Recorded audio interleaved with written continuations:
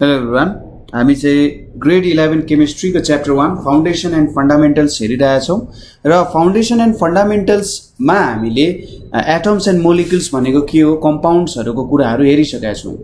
सिम्बोल्सहरूको कुराहरू जुन छ त्यो तपाईँहरूले सजिलैसँग बुझ्न पनि सक्नुहुन्छ र सिम्बोल्सहरूको कुरा हामीले एउटा च्याप्टरको रूपमा स्टडी गर्ने भन्दा पनि, किनभने यसमा धेरै कुराहरू छन् है त। च्याप्टरको रूपमा स्टडी गर्ने भन्दा नि हामीले अब बिस्तारै यो सिम्बोल्सहरूसँग फ्यामिलियरिटी हुँदै जान्छौँ है। सिम्बोल्सहरूसँग फ्यामिलियरिटी बन्दै गएपछि यो सिम्बोल्सहरूको नाम तपाईँलाई आफै याद हुँदै नै जानेवाला छ है। जोस यसको बारेमा हामीले बिस्तारै च्याप्टर्सहरू आउँदै आउँदै आउँदै नै स्टडी गर्छौँ। अब हामी अर्को एउटा इम्पोर्टेन्ट कन्सेप्ट जुन छ भ्यालेन्सी है त, भ्यालेन्सीको बारेमा हामी स्टडी गर्न गइरहेछौँ। अब भ्यालेन्सी भनेको के हो त भन्दाखेरि, भ्यालेन्सी भनेको चाहिँ दुईटा कन्सेप्टमा बेस्ड छ भ्यालेन्सीको कुरा। एउटा ओल्ड कन्सेप्ट भनेर छ र एउटा इलेक्ट्रोनिक कन्सेप्ट अथवा मोडर्न कन्सेप्ट भनेर छ। सुरुमा हामीले पुरानो कन्सेप्ट अनुसार जाउँ। ओल्ड कन्सेप्ट अनुसार के भन्दो रहेछ त भ्यालेन्सी भन्ने कुरा बुझियो भने हामीलाई स्टडी गर्न अझै सजिलो हुन्छ है त। सुरुमा हामी ओल्ड कन्सेप्ट अनुसार भ्यालेन्सीको कन्सेप्ट बुझ्ने कोसिस गरौँ है। ल, ओल्ड कन्सेप्ट अनुसार के भनिन्थ्यो भन्दाखेरि, जस्तै हाम्रो वरिपरि हामीले देख्दाखेरि त एटम्सहरू मात्रै त छैनन् हैन। हाम्रो वरिपरि हेर्दाखेरि यहाँनिर एटम्सहरूको मात्रै प्रेजेन्स छैन नि। यो एटम्सहरू के हुँदो रहेछ, कम्बाइन हुँदो रहेछ। यो एउटा एटम भयो, एटम्स भयो, अनि यहाँनिरको एटम्सहरू छ। यो एटम्स कम्बाइन हुन्छ, ठिक छ। यहाँनिर के हुने रहेछ, यिनीहरू कम्बाइन भएर यिनीहरूले के प्रोड्युस गर्छ त, मोलिक्युल्सहरू प्रोड्युस गर्छ है। यिनीहरू कम्बाइन हुँदो रहेछन्, ठिक छ। एटम्स कम्बाइन भएर मोलिक्युल्सहरू बन्न सक्छ। अब त सेम टाइप अफ मोलिक्युल्सहरू पनि हुनसक्छ अथवा डिफ्रेन्ट टाइप अफ मोलिक्युल्सहरू पनि हुनसक्छ, जसलाई हामी कम्पाउन्ड भनेर भन्छौँ है। यो कन्सेप्ट भयो। हामीले कम्पाउन्डहरूको डेफिनेसन हेर्दाखेरि हामीले त्यहाँनिर कम्पाउन्डहरूलाई डिफाइन गर्दा के भनेको थियौँ भन्दाखेरि, they combine in fixed number हैन। They combine in fixed proportion, they combine in fixed proportion by weight भनेर भनेको थियौँ हैन। यिनीहरू एउटा फिक्स्ड प्रोपोर्सन बाई वेटको रूपमा कम्बाइन हुँदो रहेछन्। हो, यही कन्सेप्टलाई एक्सप्लेन गर्नको लागि भ्यालेन्सीको कन्सेप्टको के भयो त, बर्थ भएको हो है। कसरी चाहिँ कम्बाइन हुन्छन्, कस्तो रूपमा कम्बाइन हुन्छन् हैन। पानी बनाउनको लागि हामीलाई के चाहिने हुन्छ, H2O चाहिने हुन्छ। यहाँनिर के छ, 2 हाइड्रोजन छ, 2टा हाइड्रोजन छ र एउटा अक्सिजन छ। अब मैले होइन, मलाई चाहिँ अब छुट्टै खालको पानी चाहियो भनेर मैले HO3 बनाउन मिल्दैन। HO3, H2O2, H6O, H29O56 यसरी बनाउन थाले अरे। अब यस्तो खालको नि बन्न सक्ला, तर यो सबैले हाम्रो जुन ओरिजिनल वाटर छ त्यसको ओरिजिनल वाटरको प्रपर्टी दिन सक्दैन। यिनीहरू एउटा सर्टेन नम्बरमा कम्बाइन हुनुपर्छ। पानी ल्याउनको लागि जहिले पनि 2टा हाइड्रोजन र एउटा अक्सिजन एटमको प्रेजेन्स हुनुपर्छ। त्यो भन्दा ज्यादा भयो भने त्यहाँनिर काम हुन सक्दैन। त्यही भएर यिनीहरू त कम्बाइन हुँदाखेरि एउटा फिक्स्ड नम्बरमा, एउटा फिक्स्ड तरिकाले कम्बाइन हुँदो रहेछ हैन। अब मलाई कुनै नयाँ कम्पाउन्ड हुनसक्छ। अब त्यो बेला पनि त पानीको एटम्सहरू थाहा हुँदाखेरि मोलिक्युल बन्दाखेरि कसरी कम्बाइन हुँदो रहेछ त भन्ने कुरा त थाहा थिएन। हो, यसलाई थाहा दिनको लागि भ्यालेन्सीको कन्सेप्ट यहाँनिर आएको। प्रत्येक साइन्सको जे जति कन्सेप्टहरू हामी स्टडी गर्छौँ त्यो कन्सेप्ट आउनुमा केही न केही कुराहरू यहाँनिर इन्क्लुडेड नै हुन्छ। त्यो कन्सेप्टहरू इन्क्लुड भइसकेपछि मात्रै हामी त्यहाँनिर नियमहरू बनाउँछौँ। अब त्यति बेला कसरी कम्बाइन हुन्छ भन्ने कन्सेप्ट थाहा नभएपछि भ्यालेन्सीको कन्सेप्ट चाहिँ निर्माण भएको हो। अब हामीले ओल्ड कन्सेप्ट अनुसार हेर्ने हो भने भ्यालेन्सीको कुरा गर्दाखेरि हामीले के भन्न सक्छौँ त, द कम्बाइनिङ क्यापासिटी है। डेफिनेसन पनि लेख्नु होला, डेफिनेसन बुझिन्छ है त। कम्बाइनिङ capacity of the element, combining capacity of the element which is measured in terms of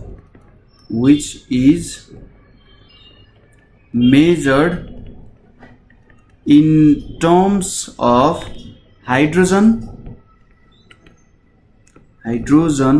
or its equivalent है त हामी यसको प्रत्येक वर्डलाई हामी हेर्छौं which combine with one atom of that element, which combine with one atom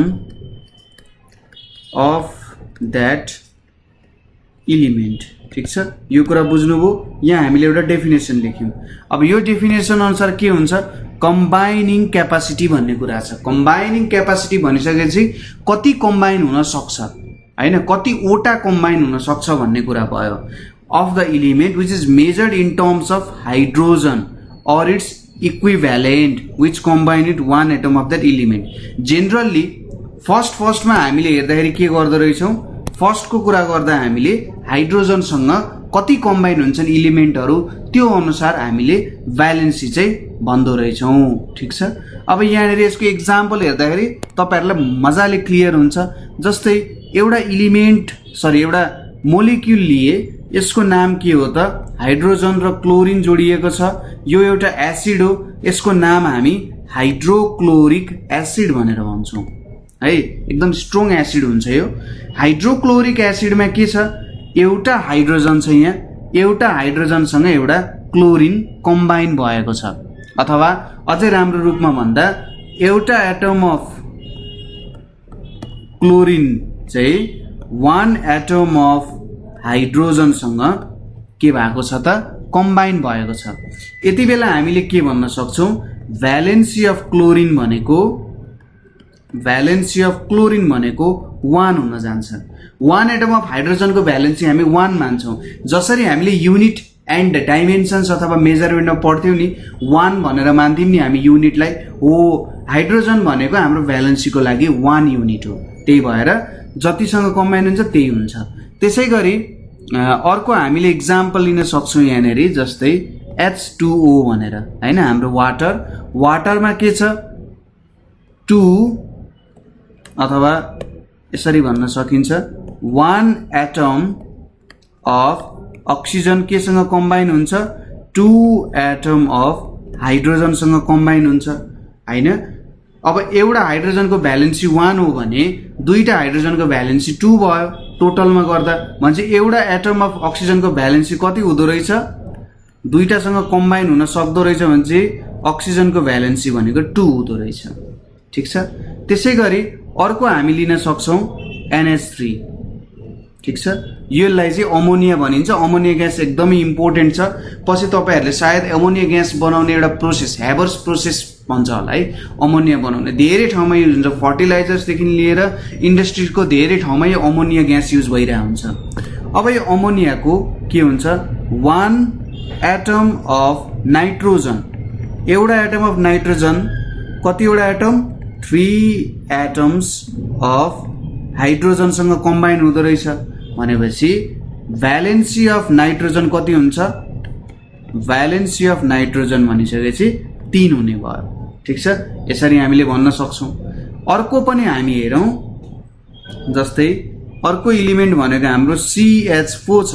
यसलाई methane पनि भनिन्छ है। मिथेन ग्यास भनेको जेनरली हाम्रो घरमा खाना पकाउन पनि युज भइरहेको हुन्छ। यसमा के छ, 1 एटम अफ कार्बन चाहिँ 4 एटम्स अफ हाइड्रोजनसँग कम्बाइन भइरहेको छ। त्यसैले हामी के भन्छौं, भ्यालेन्सी अफ कार्बन भनेको 4 भनेर भन्न सक्छौं। ठीक छ, एउटा एटम अफ हाइड्रोजनको भ्यालेन्सी 1 हो भने 4 वटा एटमको भ्यालेन्सी 4 भयो हो, त्यसरी बुझ्न सकिन्छ है। र एउटा एटम अफ कार्बन चाहिँ 4 वटा एटम अफ हाइड्रोजनसँग कम्बाइन गर्न सक्ने क्यापासिटी राख्छ भने उसको भ्यालेन्सी भनेको कति हुने भयो, 4 हुने भयो। ठीक छ, यति कुरा त हामीले बुझ्यौं। अब हामीले यहाँबाट के देख्यौं भने कम्बाइनिङ क्यापासिटी बुझ्नको लागि है त, अथवा कम्बाइनिङ क्यापासिटी थाहा पाउनको लागि हामीले एउटा सर्टेन के गर्नु पर्दो रहेछ त, एउटा सर्टेन हाम्रो के हुँदो रहेछ, स्ट्यान्डर्ड एलिमेन्ट हुँदो रहेछ। ठीक छ, एउटा स्ट्यान्डर्ड एलिमेन्ट अनुसार हेर्दो रहेछौं। जस्तै यहाँको स्ट्यान्डर्ड एउटा एलिमेन्ट हामीले के लियौं, यसको एउटा स्ट्यान्डर्ड एलिमेन्ट जुनसँग हामी कम्पेरिजन गर्छौं, जस्तै मेजरमेन्टमा हामी स्ट्यान्डर्ड युनिट्सहरु लिए जस्तै यहाँनेरि एउटा स्ट्यान्डर्ड एलिमेन्ट हामीले हाइड्रोजन लियौं। अब सबै एलिमेन्ट्सहरु त हाइड्रोजनसँग कम्बाइन हुन्छ भन्ने छैन, जस्तै हाम्रो एलिमेन्ट्सहरु अरु पनि छन् नि, जस्तै NaCl सोडियम क्लोराइड हामीले खाने साल्ट है। त्यसैगरी अरु भनेको के हुन सक्छ, FeO भन्ने हुन सक्छ, Fe2O3 भन्ने हुन सक्छ, ठीक छ। CaCl2 पनि हुन सक्छ, यस्तो खालको एलिमेन्ट्सहरु पनि हुन सक्छ है। अब यो एलिमेन्ट्सहरुमा त हाइड्रोजन छ त छैन नि। अब यिनीहरुको लागि हामीले के गर्ने त, कसरी भेट्न सकिन्छ भन्दा हाइड्रोजन सँगसँगै अरु एलिमेन्ट्सहरु पनि लियो, अक्सिजन र क्लोरिन पनि स्ट्यान्डर्ड एलिमेन्ट्सहरुको रूपमा लियो, ठीक छ। यिनीहरुको स्ट्यान्डर्ड एलिमेन्ट्सको रूपमा लियो। किन लियो भन्दाखेरि यो एलिमेन्ट्सहरुको जेनरली भेरिएबल भ्यालेन्सी हुँदैन, ठीक छ। के हुँदैन, यिनीहरुको एउटा भेरिएबल भ्यालेन्सी हुँदैन, एलिमेन्ट्सहरुको भ्यालेन्सी भेरिएबल हुन्छ। अब त्यो भ्यालेन्सी भेरिएबल भयो भने त प्रब्लम हुने भयो, भेरिएबल भ्यालेन्सी भएपछि त अभियसली प्रब्लम आउने भयो नि त। अब यिनीहरु तीनवटा एलिमेन्ट्सहरु जुन छन् यिनीहरुको भ्यालेन्सी भेरिएबल नहुने कारण यिनीहरुलाई एउटा स्ट्यान्डर्ड एलिमेन्टको रूपमा हामीले सपोज गर्न गयौं, ठीक छ। र यिनीहरुको अनुसार कम्बाइनिङ क्यापासिटी भेट्न सक्ने भयो है त। जस्तै हामीले सोच्दाखेरि भ्यालेन्सी अफ 1 हाइड्रोजन, एउटा हाइड्रोजनको भ्यालेन्सी 1 सपोज गर्यौं, त्यसैगरी भ्यालेन्सी अफ एउटा अक्सिजनको भ्यालेन्सी 2 सपोज गर्यौं र भ्यालेन्सी अफ एउटा क्लोरिनको भ्यालेन्सी 1 सपोज गर्यौं। त्यसैले हामीले के भन्न सक्छौं, H2O मा यदि हाइड्रोजनको भ्यालेन्सी हामीलाई थाहा पाउन मन छ भने हामीले के भन्न सक्छौं, 2 एटम अफ हाइड्रोजन चाहिँ 1 एटम अफ अक्सिजनसँग कम्बाइन हुन्छ। अब यसको भ्यालेन्सी कति हुने भयो, 2 हुन्छ। भनेपछि दुईटा हाइड्रोजनको एटमको भ्यालेन्सी 2 हुन्छ भने एउटाको 1 हुन्छ। यसरी पनि हामीले भन्न सकिन्छ यहाँनेरि, ठीक छ। यो तरिकाले पनि हामीले भ्यालेन्सीको चाहिँ काम गर्न सकिन्छ है। जहिले एउटै हुन्छ भन्ने त छैन नि त। अब यहाँनेरि हेर्नुस् त CaCl2 मा एउटा एटम अफ क्याल्सियम दुईटा एटम अफ क्लोरिनसँग कम्बाइन हुन्छ। क्लोरिनको एउटा एटमको भ्यालेन्सी 1 हो भने दुईटाको 2 हो, त्यसैले क्याल्सियमको भ्यालेन्सी कति हुन जान्छ, 2 हुन जान्छ। यो हाम्रो के हुने भयो, एउटा ओल्ड कन्सेप्ट हुन गयो। अब यो ओल्ड कन्सेप्टको प्रब्लम यही हुन्छ, सबै एलिमेन्ट्सहरु हाइड्रोजन, अक्सिजन अनि क्लोरिनसँगै कम्बाइन हुन्छ भन्ने छैन। अरु धेरै एलिमेन्ट्सहरु पनि हुन्छन् जुन यिनीहरुबाट नबनेको पनि हुन सक्छन् हैन, यिनीहरुसँगै कम्बाइन हुनुपर्छ भन्ने छैन। जस्तै FeCN6 भन्ने छ है, फेरोसाइनाइड भन्ने छ। यस्तो खालको एलिमेन्ट्सहरु कम्बाइन भएको छ त यहाँनेरि छैन। त्यसैगरी CNS भन्ने छ, CNS भन्ने छ, यिनीहरु कम्बाइन भएको छैन। HS भन्ने पनि छन् कम्पाउन्डहरु, यस्तो कम्बाइन भएको छन् त हाम्रो छैन नि हो। अब यो केसमा हामीले के गर्नुपर्ने हुन्छ त, हाम्रो ओल्ड कन्सेप्टले त भ्याउने भएन यिनीहरुलाई है। त्यसको कारण हामीले एउटा यो सबैलाई जेनरलाइज गर्न सक्ने, यहाँनेरि हामीले जे कुराहरु लेख्यौं भ्यालेन्सीको बारेमा यो सबैलाई जेनरलाइज गर्ने खालको एउटा कन्सेप्ट चाहियो हो। त्यो कन्सेप्ट चाहिँ हामीले केबाट निकाल्यौं त, अब यो हाम्रो मोडर्न कन्सेप्ट अन्तर्गत हामीले यसलाई एक्सप्लेन गर्यौं। मोडर्न कन्सेप्ट अनुसार यसलाई एक्सप्लेन गर्ने खोज्यौं, जसलाई चाहिँ इलेक्ट्रोनिक कन्सेप्ट पनि भनिन्छ। मोडर्न कन्सेप्ट अथवा इलेक्ट्रोनिक कन्सेप्ट भनेर पनि भनियो है। अब मोडर्न अथवा इलेक्ट्रोनिक कन्सेप्टमा के हुन्छ त भन्दाखेरि हामीलाई थाहा छ प्रत्येक एलिमेन्ट्सहरु जुन छ अथवा प्रत्येक मोलिक्युल्सहरु जुन छ त्यो मोलिक्युल्समा त के हुन्छ, एउटा एटम हुन सक्छ, एउटा प्रकारको एटम हुन सक्छ, अर्को प्रकारको एटम हुन सक्छ, त्यसैगरी अर्को प्रकारको एटमहरु हैन, विभिन्न प्रकारको यस्तो एटम्सहरु चाहिँ प्रेजेन्ट हुन सक्छन्, विभिन्न प्रकारको एटम्सहरुले बनेको हुन सक्छ। एउटा एटममा के हुन्छ, एउटा एटमको खासियत भनेको मैले यो एटममा हेरे भने यसमा प्रोटोन हुन्छ, न्यूट्रोन हुन्छ अनि इलेक्ट्रोन हुन्छ। प्रोटोन र न्यूट्रोन एउटा मिडल भागमा हुन्छ जसलाई हामी न्यूक्लियस भनेर भन्छौं, अथवा प्रोटोन र न्यूट्रोनलाई हामी के पनि भन्न सक्छौं, न्यूक्लियोन्स भनेर पनि भन्न सक्छौं, ठीक छ। न्यूक्लियसको न्यूक्लियोन्स भनेको न्यूक्लियस बनाउन चाहिने कुराहरुलाई न्यूक्लियोन्स भनिन्छ। र यिनीहरूको मास लगभग सेम हुन्छ। प्रोटोन भनेको हाम्रो पोजिटिभ चार्ज पनि हो है, यो हाम्रो प्रोटोन भनेको पोजिटिभ चार्ज भयो, न्युट्रोनको नो चार्ज, इलेक्ट्रोनको नेगेटिभ चार्ज हुन्छ है। र यो प्रोटोन र न्युट्रोनको समले हामीलाई के दिन जान्छ, एटोमिक मास दिन्छ। ठीक छ, एटोमिक मास दिन्छ र एटोमिक नम्बर भन्ने कुरा हुन्छ। एटोमिक नम्बर भनेको चाहिँ नम्बर अफ प्रोटोन्स। ठीक छ, एउटा एटममा कति नम्बर अफ प्रोटोन्स छ त्यसले हामीलाई के दिन्छ त, एटोमिक नम्बर भनेर दिन्छ। जेनरली एटोमिक नम्बरलाई क्यापिटल ए ले डिनोट गरिन्छ र एटोमिक मासलाई सायद जेड ले, म कन्फ्युज हुन सक्छु, ए लाई जेड अथवा जेड लाई ए, एउटा कुनै नोटेसन स्ट्यान्डर्ड रूपमा लेख्दा यसरी लेखिन्छ। तपाईले कुनै एउटा नोटेसन दिएर काम गर्नु भएन भने खासै फरक त पर्दैन, तर जेनरल यसरी नोटेसन चाहिँ दिने काम गरिन्छ है। यो हाम्रो नोटेसनको कुरा भयो। अब जेनरली एटोमिक नम्बर कुनै पनि एटममा सुरुमा के हुन्छ त, नम्बर अफ प्रोटोन्स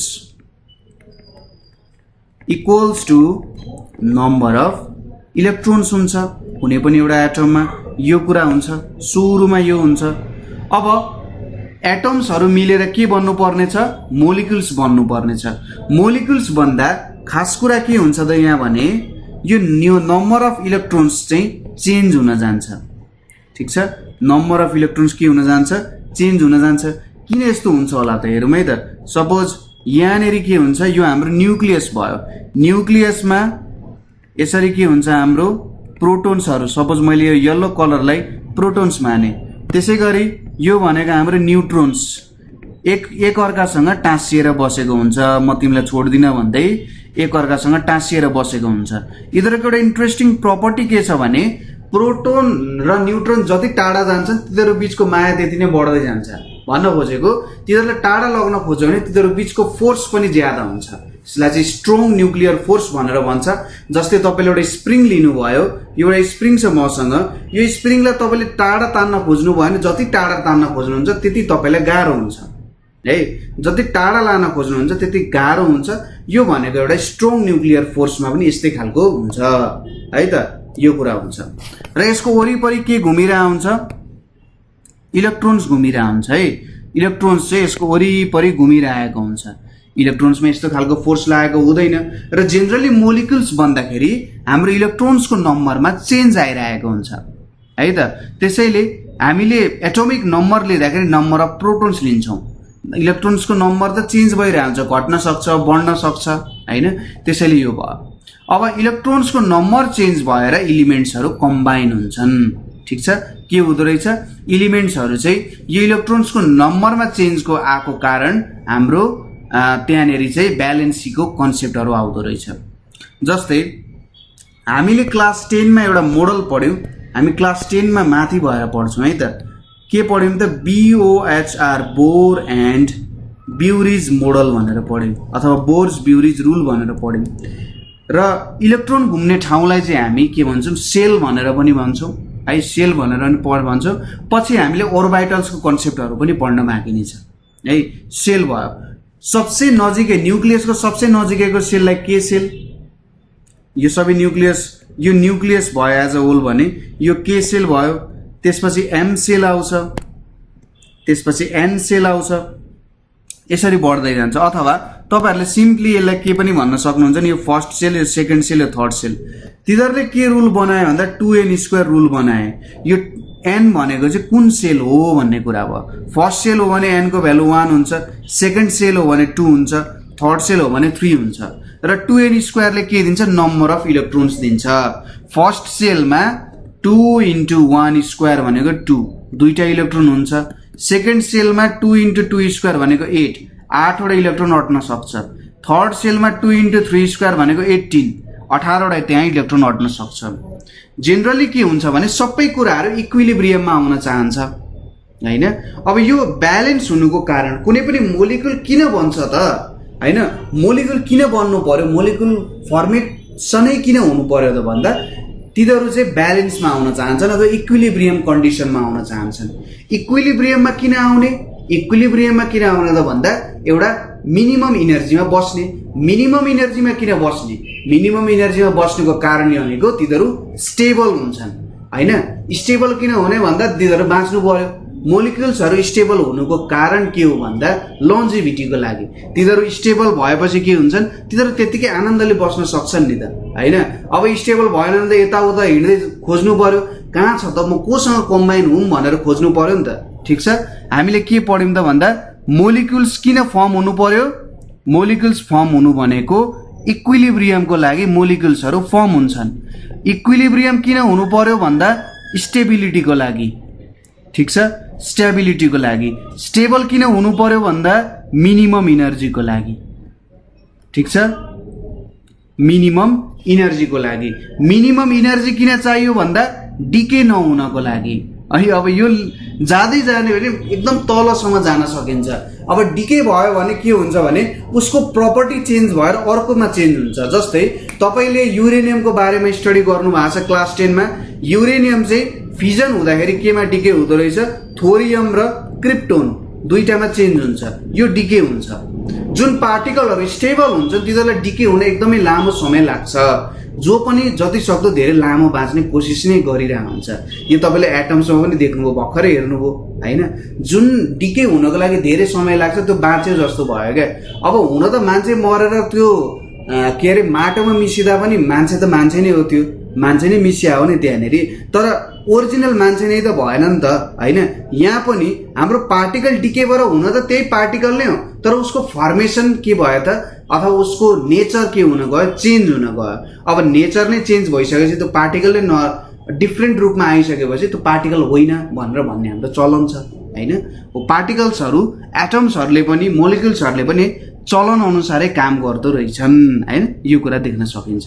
जस यो कुरा बुझाउन खोजे। ल हामी फेरि टपिकमा फर्क्यौँ। टपिकमा के थियो भने हाम्रो इलेक्ट्रोन्सहरू अथवा हाम्रो एटम्सहरूले स्टेबल हुन चाहन्छन्। स्टेबिलिटीको लागि इलेक्ट्रोन्सहरू यताउता घुम्ने काम गरिरहेका हुन्छन्। अब सपोज के छ भने इलेक्ट्रोन्सहरूको नम्बर जेनरली हामीले भन्यौँ 18वटासम्म हुन सक्छ, तर एउटा सेलमा जेनरली 8वटासम्म राख्ने कोसिस गरिन्छ। दुईटा भयो भने डुप्लेट भन्न सकिन्छ। डु भनेपछि 2 भयो, 8 भनेपछि अक्टेट, अक्टेट भनेपछि अक्ट भनेपछि 8वटा हुने भयो। जेनरली आउटर मोस्ट सेलमा काम हुन्छ।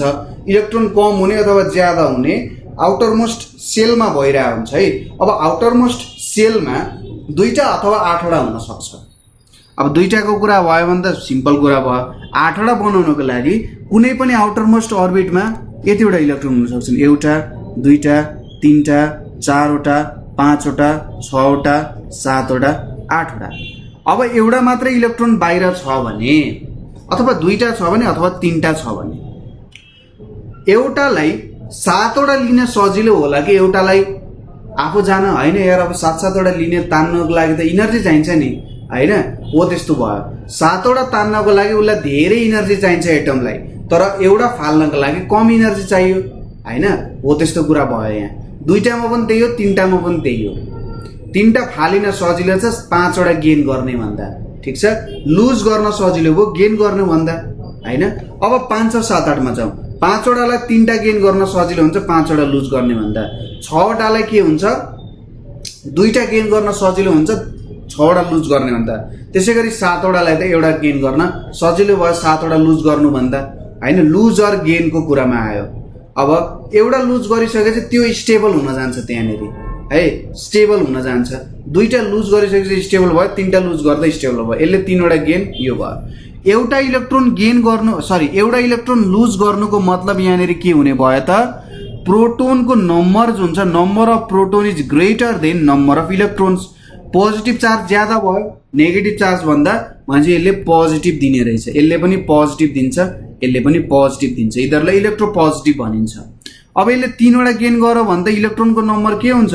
Number of electron is greater than number of proton हुने भयो भनेपछि यसले नेगेटिभ चार्ज, यसले नेगेटिभ चार्ज, यसले नेगेटिभ चार्ज दियो। यो 4वटाको केसमा चाहिँ गेन पनि गर्न सक्छ, लुज पनि गर्न सक्छ है। 4वटाको केसमा गेन पनि गर्न सक्छ, लुज पनि गर्न सक्छ, तर यसले जेनरली फर्म गर्ने भनेको कोभ्यालेन्ट बोन्ड फर्म गराइरहेको हुन्छ। 8वटा त यो स्टेबल भइहाल्यो, यसले केही पनि गर्दैन है। जेनरली अक्टेट रुलमा काम गर्दा। डुप्लेटमा त 1को केस मात्रै आउँछ हैन। जस्तो हाइड्रोजनको केस भयो, हाइड्रोजनमा एउटा इलेक्ट्रोन गेन पनि गर्न सक्छ, लुज पनि गर्न सक्छ है, हो त्यस्तो केसहरू आउँछ है। भनेपछि यहाँबाट हामीले भ्यालेन्सीको कन्सेप्ट निकाल्न सक्यौं। केही बेला इलेक्ट्रोन लुज हुन सक्ने रहेछ, कुनैमा इलेक्ट्रोन गेन हुन सक्ने रहेछ, र यही इलेक्ट्रोन गेन लुज। अर्को कुरा यहाँनिर शेयर पनि हुन्छ है। हाम्रो यता शेयर बजारको शेयर होइन नि, यो शेयर भनेको चाहिँ इलेक्ट्रोन यता जाने उता जाने शेयर भन्न खोजे हो। शेयरिङ पनि हुन सक्छ कोभ्यालेन्ट बोन्डमा है। अब यसलाई नै हामीले के भन्यौं त, इलेक्ट्रोनिक कन्सेप्ट अनुसार भ्यालेन्सीको डिफाइन गर्यौं। यहाँनिर कसरी भन्न सकिन्छ, valency is the number of electrons lost, कति लुज गर्यो, गेन्ड कति लियो, और शेयर्ड यहाँनिर यो इम्पोर्टेन्ट टर्म आउँछ, ड्युरिङ फर्मेसन अफ कम्पाउन्ड्स। ठिक छ, कम्पाउन्ड्सको फर्मेसनको बेला कति लुज हुन्छ, गेन हुन्छ अथवा शेयर हुन्छ, त्यसले नै हामीले के दिने रहेछ त, भ्यालेन्सी दिने रहेछ। ठिक छ, यो कुराहरू बुझ्यो हामीले। जस्तै अब सिम्पल कुरा हेरौँ है त, यहाँ एकदमै सिम्पल छ। सपोज मैले हाइड्रोजन लिए, अर्को HCl फर्मेसन लिए है त, HCl फर्मेसन लिए। अब हाइड्रोजनको म इलेक्ट्रोनिक कन्सेप्ट अनुसार बनाउँछु। यहाँ भित्र मेरो न्युक्लियस छ, यसको बाहिर घुमिरहेको छ एउटा इलेक्ट्रोन। ठिक छ, एउटा इलेक्ट्रोन घुमिरहेको छ। अब क्लोरिन हेरौँ, क्लोरिनको कुरा गर्नु पर्दाखेरि क्लोरिन अलि ठुलै छ हौ। क्लोरिन भनेपछि hydrogen, helium, lithium, beryllium, boron, carbon, nitrogen, oxygen, fluorine, neon. Chlorine भनेपछि hydrogen, helium, lithium, beryllium, boron, carbon, nitrogen, oxygen, fluorine, neon, sodium, magnesium, aluminium, sulphur, phosphorus, के हुन्छ पोटासियम। क्लोरिन भनेपछि कति पो हुन्छ यसको, 11 हो र। क्लोरिनको 17 रहेछ है, 17। मैले बिर्सेछु है, आफूले नि केमिस्ट्री थोरै पढ्ने बेला आएछ। ठिकै छ, क्लोरिनको के छ त यहाँनिर हाम्रो 17 छ है। 17 भनेपछि यो हाम्रो के भयो, न्युक्लियस भयो। अब यसको बाहिर बनाऊ। सुरुमा फर्स्ट सेल 17 वटा हटाउनु पर्ने छ है। यहाँनिर 2टा इलेक्ट्रोन हट्यो, यो त फिल भयो। त्यसपछि के सेल पछि एल सेलमा हामी 8 वटा राखौँ। यहाँनिर 8 वटा राख्दाखेरि हेरौँ है त, 1 2 3 4 5 6 7 8, 2 8 10 भयो। अब बाहिर हामी के राख्छौँ, 7 वटा राखौँ। यहाँनिर यसरी मैले 7 वटा राख्छु है त। यहाँनिर 1 2 3 4 5 6 अनि 7। अब हाइड्रोजनको के हुन्छ भने यसमा 7 वटा इलेक्ट्रोन छ आउटर मोस्टमा हैन। यहाँनिर यसको आउटर मोस्टमा कतिवटा इलेक्ट्रोन छ, क्लोरिनको 7, यसको 1। अब यसले एउटा इलेक्ट्रोन लुज गर्न सजिलो हुन्छ हैन, किनभने एउटा इलेक्ट्रोन छ। जेनरली लुज गेन दुइटै गर्न सक्छ, यहाँनिरको कन्डिसनमा लुज गर्न सक्छ। क्लोरिनले 7 वटा लुज गर्ने भन्दा एउटा गेन गर्न सजिलो हुन्छ। अब हाइड्रोजनले के गर्छ, एउटा इलेक्ट्रोन आफ्नो केलाई दिन्छ, क्लोरिनलाई दिन्छ। ठिक छ, आफ्नो एउटा इलेक्ट्रोन क्लोरिनलाई दिन्छ। अब यसरी एउटा इलेक्ट्रोन क्लोरिनलाई दिएपछि क्लोरिन पनि खुसी, हाइड्रोजन पनि खुसी, किनभने दुइटै इक्विलिब्रियम स्टेटमा आउने भयो र यिनीहरूले मोलिक्युल बनाउँछन् HCl। अब यहाँनिर कतिवटा इलेक्ट्रोन लुज अथवा गेन भयो, हाइड्रोजनले एउटा इलेक्ट्रोन लुज गर्यो, यो पोजिटिभ भयो। क्लोरिनले एउटा इलेक्ट्रोन गेन गर्यो, यो नेगेटिभ भयो, र यसरी HCl भन्ने कम्पाउन्ड यहाँ फर्म हुन गयो। ठिक छ, यसरी बन्दो रहेछ है त, यसरी बनाउन सकिन्छ। अरूको पनि तपाईँले हेर्न सक्नुहुन्छ है। नेक्स्ट कुरा आउँछ अब हामीले अघि भन्यौँ ओल्ड कन्सेप्टमा हामीले के एउटा कुरा गर्यौँ भन्दा भेरिएबल भ्यालेन्सी भन्दै थियौँ। कुनै कम्पाउन्ड्स अथवा इलिमेन्ट्सहरूको भ्यालेन्सी बेग्ला बेग्लै हुन सक्छ, उनीहरूको कम्बाइनिङ क्यापासिटी बेग्लै बेग्लै हुन सक्छ। के हुन्छ त, कुनै इलिमेन्ट्सहरूको मोर देन 1 भ्यालेन्सी हुन्छ, मोर देन 1 के हुन्छ, भ्यालेन्सी हुन्छ। ठिक छ, त्यति बेला त्यस्तोलाई हामी भेरिएबल भ्यालेन्सी भनेर भन्न सकिन्छ। ठिक छ, र एउटै इलिमेन्टसँग कम्बाइन भएर यसले डिफ्रेन्ट इलिमेन्ट्सहरू पनि फर्म गर्न सक्छ उसको भ्यालेन्सीको डिफरेन्स अनुसार। ठिक छ, एउटै इलिमेन्टसँग पनि उसले डिफ्रेन्ट भ्यालेन्सी लिएर कम्बाइन भएर डिफ्रेन्ट टाइप्स अफ कम्पाउन्ड्सहरू उसले फर्म गर्न सक्छ। हो त्यस्तोलाई हामी भेरिएबल भ्यालेन्सी भन्छौँ। जस्तै यसको एक्जाम्पल लिउँ, कप्परको एक्जाम्पल। कप्पर एउटा हुनसक्छ क्युप्रस क्लोराइड हुनसक्छ, नेमिङको बारे हामी पछि कुरा गर्छौँ है त। कप्परको क्युप्रस क्लोराइड भन्ने हुन्छ, अर्को क्युप्रिक क्लोराइड भनेर पनि हुन्छ है। अब इलिमेन्ट्सहरू हेरौँ। क्युप्रस क्लोराइडको फर्मुला के हुन्छ? Cu2Cl2 हुन्छ र क्युप्रिक क्लोराइडको CuCl2 हुन्छ। अब यहाँनिर हेर्नुहोस् त, दुईटा क्लोरिन दुईटा कप्परसँग कम्बाइन भइरहेको छ। एउटा क्लोरिनको भ्यालेन्सी 1 हो, दुईटाको 2 हो भनेपछि यहाँनिर कप्परको भ्यालेन्सी 1 हुँदो रहेछ। यहाँनिर दुईटा क्लोरिन एउटा कप्परसँग कम्बाइन भइरहेको छ। एउटा क्लोरिनको भ्यालेन्सी 1 हो, दुईटाको 2 हो भनेपछि यहाँनिर कप्परको भ्यालेन्सी 2 छ।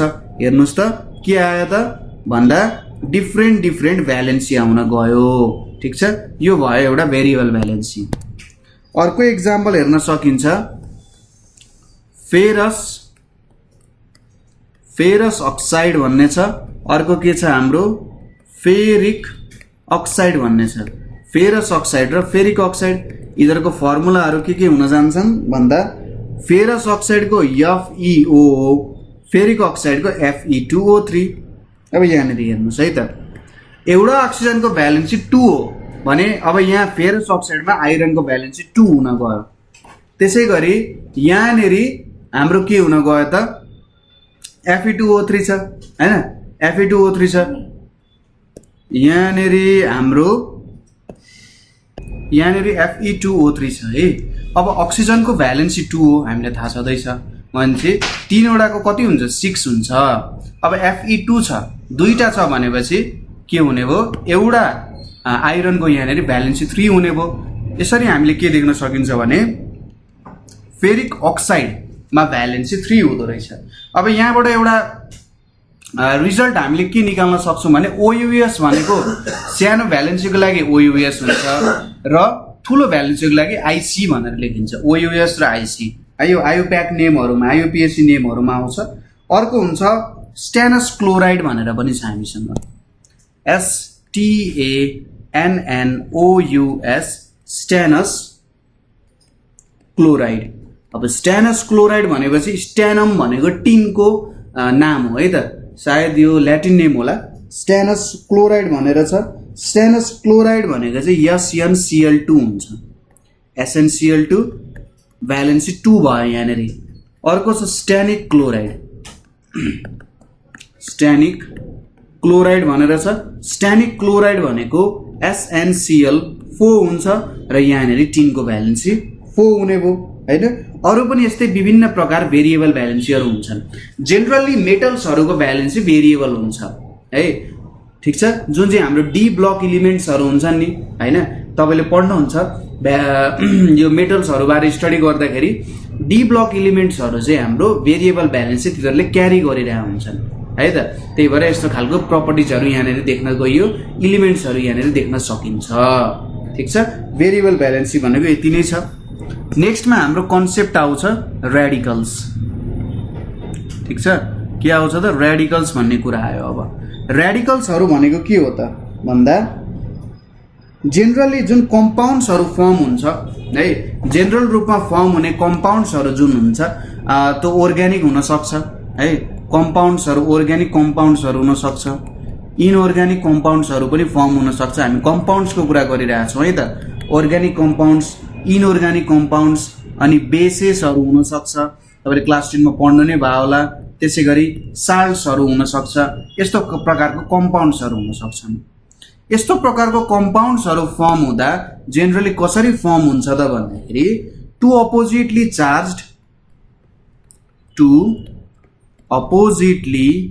चार्ज्ड के हुन्छन्? पार्ट्सहरू हुन्छन् यसको। ठिक छ, हो यो पार्ट्सहरू हुन्छन् हैन, यिनीहरू अपोजिटली चार्ज। जस्तै अघि हामीले HCl हेर्यौँ नि, सिम्पल इक्जाम्पल। HCl मा H ले इलेक्ट्रोन दिने रहेछ, यो पोजिटिभ भयो।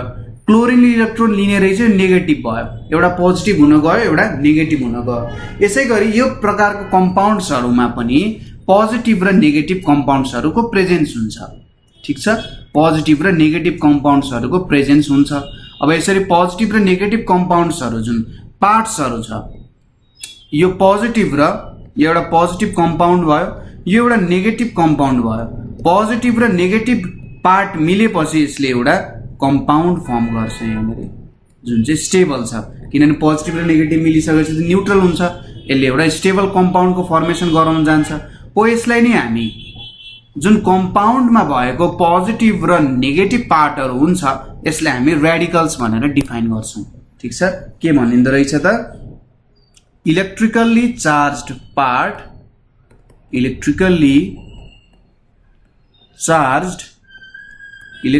Charged part of A compound भनौं न, of A compound is called, के भन्न सकिन्छ यसलाई, इज कॉल्ड रेडिकल, अथवा अर्को भाषामा यसलाई भन्दाखेरि आयोन भनेर पनि भन्न सकिन्छ। रेडिकल आयोन भनेर पनि भन्न सकिन्छ। अझै राम्ररी डिफाइन गर्दाखेरि आयोन भनेको सिंगल एटम्सहरुलाई पनि आयोन्स भन्न सकिन्छ है त। रेडिकल भनेको चाहिँ के हुन्छ त, group of atoms, single atom पनि हुन सक्छ, group of atoms, an atom or group of atoms having positive or negative charge, having positive or negative charge and acts as a single unit, acts as a single unit in chemical changes। ठीक छ, chemical changes मा त्यसको एउटा example हेरौं। मैले H2SO4 भन्ने sulphuric acid भन्ने लिए। सल्फ्युरिक एसिड भनेको हाइड्रोजन र सल्फेट दुईटा मिलेर बनेको हुन्छ। यो हाइड्रोजन दुईटा हुन्छ, दुईटा हाइड्रोजनको पोजिटिभ चार्ज भयो, सल्फेटको के हुन्छ, नेगेटिभ चार्ज हुन्छ। र केमिकल रियाक्सनको बेला यो सल्फेट हेर्नुस् है त, यहाँनिर एटम पनि छ, हेर्नुस् त डेफिनेसन अनुसार एटम मात्रै पनि हुन सक्छ, यो एउटा एटम मात्रै भयो। ग्रुप अफ एटम्स पनि हुन सक्छ, ग्रुप अफ एटम्स, यहाँनिर पनि ग्रुप अफ एटम्सै छ दुईटा। पोजिटिभ र नेगेटिभ चार्ज हुन्छ र X as a single unit, जस्तै SO4 सल्फेट आयोनले के गर्छ, एउटा सिंगल युनिटको रूपमा काम गर्छ। सल्फरले अक्सिजनले छुट्टै काम गर्ने हैन, सल्फर अक्सिजन दुईटै मिलेर जुन सल्फेट बनेको छ यसले दुईटैले मिलेर एउटा सिंगल काम यहाँनिर गर्छन्। ठीक छ, यो कुरा बुझ्यौं हामीले के रहेछ रेडिकल भनेको हैन। सिम्पल तरिकाले बुझ्न सकिन्छ, त्यस्तो अप्ठ्यारो पर्दैन। अर्को छ क्याल्सियम हाइड्रोक्साइड, अर्को एक्जाम्पल पनि लियौं हामी। के छ त एक्जाम्पलमा हाम्रो क्याल्सियम हाइड्रोक्साइड भन्ने छ। अब यसलाई छुट्याइदिए Ca++ र OH- मा जान्छ। अब यो क्याल्सियम भनेको त एउटा सिंगल एटम भयो जसको दुईटा पोजिटिभ चार्ज छ, यसलाई हाइड्रोक्सिल आयोन भनेर भनिन्छ, यसको नेगेटिभ चार्ज छ है। र यो OH- ले एउटा सिंगल युनिटको रूपमा यहाँनिर काम गरिरहेछ। यो क्याल्सियम प्लस र OH- दुईटै के भयो, सरी OH- के भयो, एउटा रेडिकल हुन गयो। चार्ज ब्यालेन्स कसरी हुन्छ, दुईटा हाइड्रोक्सिल आयोन्स छ, दुईटा हाइड्रोक्सिल आयोन्स यता क्याल्सियमसँग कम्बाइन भइसकेपछि एउटा इलेक्ट्रिकली न्यूट्रल पार्ट यसले दिने रहेछ। ठीक छ, अब हामी हेर्छौं टाइप्स अफ रेडिकल्सको बारेमा है त। टाइप्स अफ रेडिकल्स यहाँनिर आयो हाम्रो टाइप्स अफ रेडिकल्स। अब रेडिकल्सको टाइप हेर्दाखेरि जेनरली दुईटा रेडिकल हुन्छन्, जसको बारेमा हामीले हेर्न त हेरिसक्यौं, डिस्क्राइब अलिकति गर्न बाँकी छ। इलेक्ट्रोपोजिटिभ रेडिकल, इलेक्ट्रोपोजिटिभ और बेसिक रेडिकल भनिन्छ। इलेक्ट्रोपोजिटिभ और बेसिक रेडिकल हुन्छ एउटा, र दोस्रो हुन्छ हाम्रो electronegative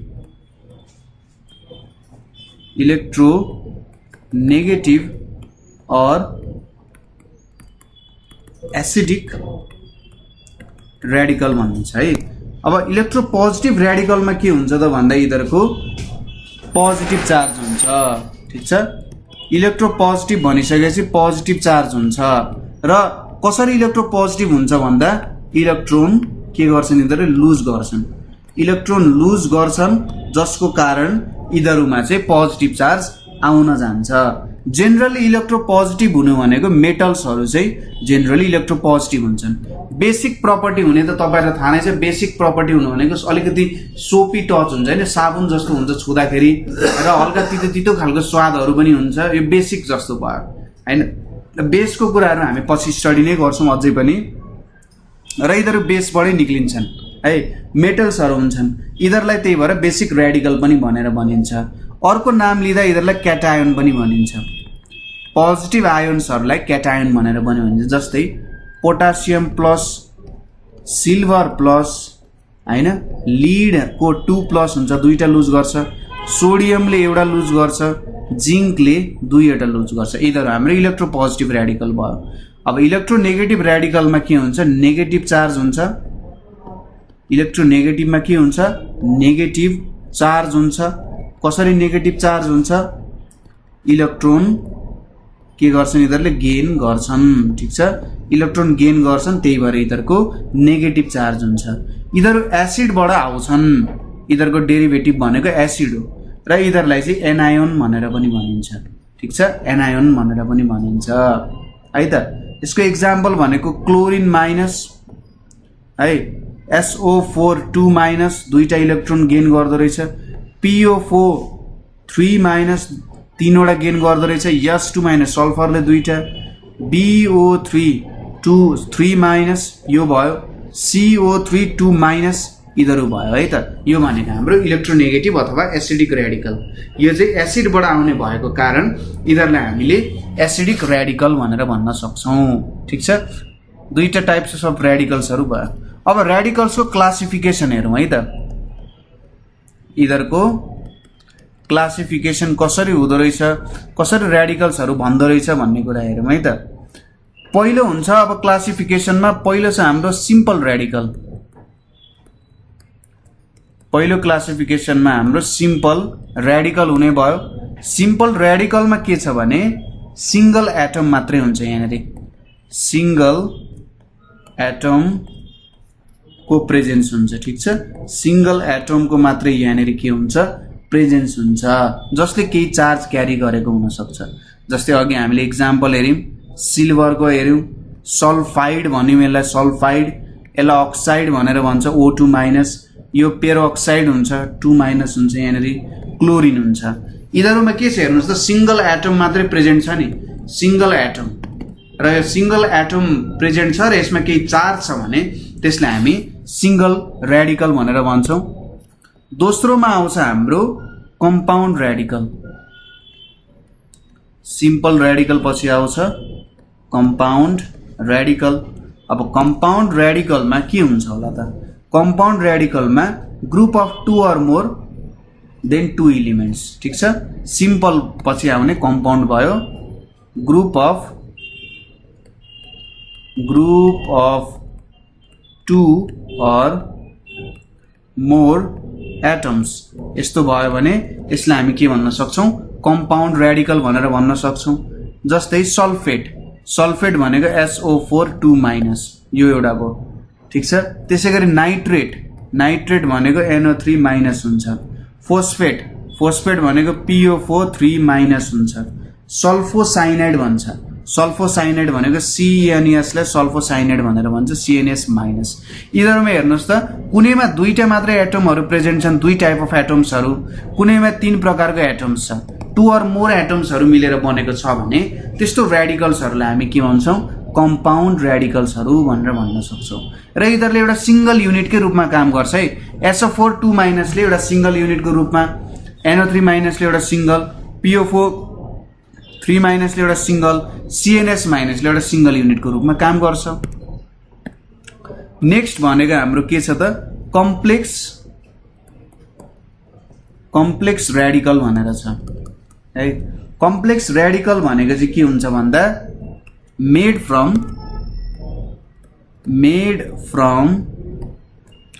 2 or more simple or compound radical.